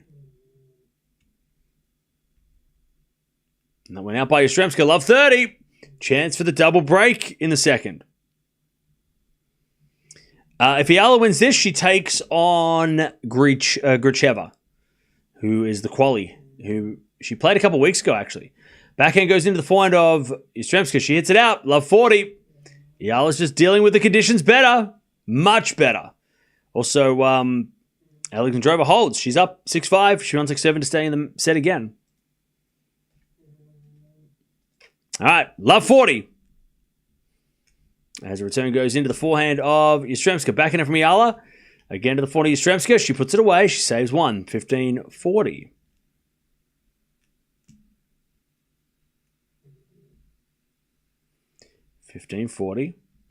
By the way, chat, did anyone see the new Fantastic Four trailer? I know like a lot of people hate the fact that the Silver Surfer is a woman, but God, how creepy does she sound? Double break, 3-love Eala. Your streams can make errors. Also, if you know anything about like comic book lore, and I'll give you a little insight. So the reason why the Silver Surfer is a lady is because in the books, the Silver Surfer, if you don't know, right, I'm gonna nerd you out a little bit, right? And I don't know it as well as some people, but I know a little bit. So Galactus, who's a big bad guy who likes to eat planets, he grabs to save his planet, the Silver Surfer, the first Silver Surfer, the original. He goes, I will help you get other planets if you spare my planet, because he has a wife and kids. So he's like, I will be your servant and I will help you get other planets. Leave my planet alone. And he says, all right, fine. So Galactus hires the Silver Surfer. He turns him into this galactic silver surfing monster guy, right? And he surfs around the universe finding planets for Galactus to eat. But there is a time in the comics where his wife becomes the Silver Surfer. And that is who is in the new movie. So it's not what everybody thinks, where the Silver Surfer is a lady and you're like, oh my God, how does this keep happening? No, it's actually part of the lore of the comic books. So she is the wife of the original Silver Surfer. She takes up the mantle. And hopefully we find out that lore in the Fantastic Four. So it's not just like they've just changed it because they feel like changing it, right? There's a reason. It's actually part of the thing. But she is really, like, her voice is so creepy. I'm here. I watched that trailer and I'm like, I'm gonna have nightmares. Like this, her voice is so creepy, so creepy. All right, Eala, 3-love. So there you go. I'm so excited to watch that movie. I think it's gonna be so cool. I love the aesthetic of it. I love how it's like that 90s. It's like that 60s future, like the Jetsons. It's kind of got that vibe. I love it. I love that. There's a. I think it's called Guggenheim. Is the architectural style where it's kind of like the space age, where there was like a lot of rocket ships and a lot of like round buildings, and they were trying to make it like things looking like futuristic, like the Jetsons, right? It has that vibe. I love that aesthetic. It's so cool. So it's not a multiverse thing, but it could be a multiverse thing too, because in this universe, his wife nominates to save the planet instead of him. Instead of the Silver Surfer, the original Silver Surfer. So there could be a multiverse thing, but there also could be because apparently the Fantastic Four, we're not going to see them get their powers. It's going to be like later on. So there could be a time where the original Silver Surfer died and she takes up the mantle. But we might find that out. I don't know. Or maybe there's two Silver Surfers. I don't know. The husband and wife are just like, he's gone and doing something else. Anyways. I'm excited. Fantastic Four is going to be interesting. I think it's going to be super creepy. Galactus is a badass. And we haven't seen a Galactus in the comics. If you remember the last movie they did Galactus, it was not very well received. So they're going to do a proper Galactus this time. And he's crazy. He's a big bad. Anyways, there's your comic book lore for the day. 15-all, Eala's got the 3-love lead. As that goes in the net by Eala, and it's 15-30. Ystremska trying to get this one of the breaks back. Swiatek trying to get to a tie break, 30-15, and she hits a backhand into the slice of Alexandrova, and then Swiatek hits an easy winner, 40-15. 40-15. What about Superman? Sorry, I don't know much about DC. Marvel, I'm more over the Marvel lore. 15-40. 15-40.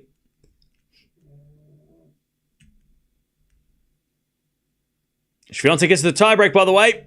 Who's winning the tiebreak, chat? Let me know. Is Alexandrova going to make it to a third?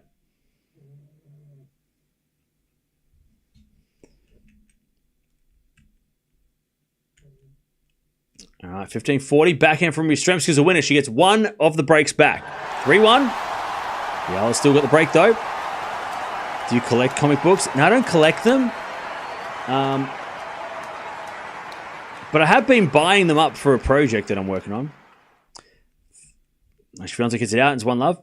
In fact, I have a lot of Silver Surfer comics. I bought a lot of Silver Surfer comics, which is why I know a little bit about what's going on. I just love the covers of these. I think Silver Surfer comic books are just sick. Like these covers are just crazy, you know. But I don't collect them. I bought them for a project that I plan to work on. Anyways, one love Alexandrova. As the return goes out by Alexandrova, and it's 1-1. Yastrzemska gets one of these breaks back. I bought a bunch of old comic books.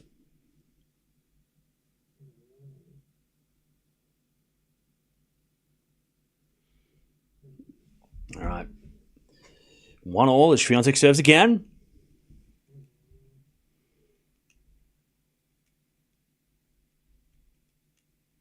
1-1. I'm a noob, so I thought they turned the Silver Surfer into a woman. Yeah. I think a lot of people thought that too, and I get it. I understand why, because that seems to happen in some other franchises. But no, this is actually legit. Backhand goes in the slice of Alexandrova into the forehand of Swiatek. Alexandrova forehand of the stretch. Swiatek with a drop shot. Alexandrova gets with the backhand, but it's in the net. It's 2-1 Swiatek. Yeah, I think a lot of people thought that they had just flipped it because they thought because it's 2025. But no. Yeah, Galactus has a lot of heralds, exactly. And yeah. All right, 2-1 Swiatek. In fact, one of these books, I was going through one of these books before, and it actually shows the Silver Surfer's wife before she turned into the Silver Surfer. Where is it? Her name is Charles. What is it called? What's her name? Charla Ball. Yeah. Anyways, 30-0. It's in one of these books. I saw it and I was like, holy shit. Punisher was a herald at one point as well. There you go. All right, 30-0 here. Yastrzemska trying to close the gap.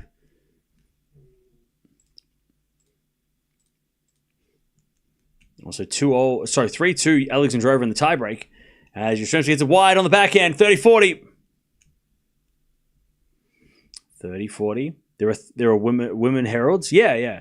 Isn't there a because in the TV show back in the 90s, the Silver Surfer, and then there was like a flame. Wasn't there like, was it Nova or someone? I can't remember her name. There was a lady in the TV show in the 90s. 30-40 in the cartoon. And that goes wide on the forehand by Yastrzemska, and Eala gets the double break again. Wasn't there there was a like a fire lady. Can't remember her name. Frankie Ray was Nova, the Fire Herald. Okay, I'm right. I knew something. Because I remember I watched like all the X-Men 90s comic. First I watched Spider-Man, the 90s animated series, and then I watched X-Men, and then I started watching Silver Surfer, and then I deleted it, and then I stopped watching Disney Plus. So I've got to get back into that. I'm just going to find it on DVD though. 3-3, they change ends. The last Fantastic Four movie was meh. Yeah, I rewatched that like a couple weeks ago. It's bad. I'd never seen it before. It's not good. It's just they're just trying to do too much. But the original ones are like the ones in the 2000s are okay. Like they're pretty good.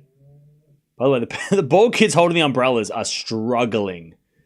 That is a workout. They're just like, duh. It's like Mary Poppins. 4-3 Swiatek.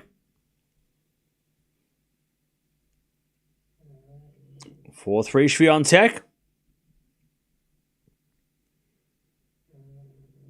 As Alexandrova serves. Into the forehand, Swiatek. Return to the backhand of Alexandrova. Swiatek backhand. Into the backhand of Alexandrova. Into the forehand, Swiatek. As Alexandrova forehand again. To the forehand, Swiatek. Into the forehand of Alexandrova on the stretch. Swiatek. Hits it in the net. 4-all. 4 games all. Are we talking about the new Fantastic Four? Yeah. The new trailer is super creepy. I'm more interested in the villains than the 4, to be honest. I'm more interested in Galactus and Silver Surfer than I am with what do you call it? With the actual 4. 4-all. It's been a backhand slice from Alexandrova into the forehand of Swiatek. Swiatek then hits a forehand into the corner. 5-4 Swiatek. She's going to serve at this match. All right, Yastremska gets the 15-all. Eala with the 4-1 double break in the second. She is cruising. The winner of this match, by the way, between Swiatek and Alexandrova is going to take on Paolini tomorrow. And the winner of Eala Yastremska is going to take on Gracheva tomorrow. Her voice is creepy. I just watched the trailer. Yeah, right? It's just got that like robotic, like, I don't know how to explain it. Anyways, forehand goes the forehand of Yastremska and then backhand in the net from Eala, 15-30. All right, Swiatek 2 points away from the win.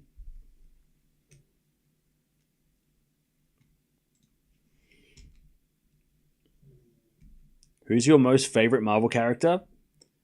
I am a fan of Star-Lord. And I know that he almost like ruined everything, but Star-Lord. As the backhand goes into the backhand of Alexandrova, forehand to the backhand of Swiatek. Alexandrova backhand into the forehand of Swiatek on the stretch. Alexandrova backhand in the net. Match point Swiatek 6-5, 6-4. And Alexandrova's racket goes flying. 6-4 Swiatek to make the semifinals. It will be interesting to see whether or not she plays. I think she will play because I think playing Paolini on grass is good preparation for Wimbledon, but also Wimbledon starts on Monday and tomorrow is Friday, which leaves 2 days. Quick math. Holy shit, great return from Yastremska. All right, 6-4. Swiatek serves. A fault. Second serve.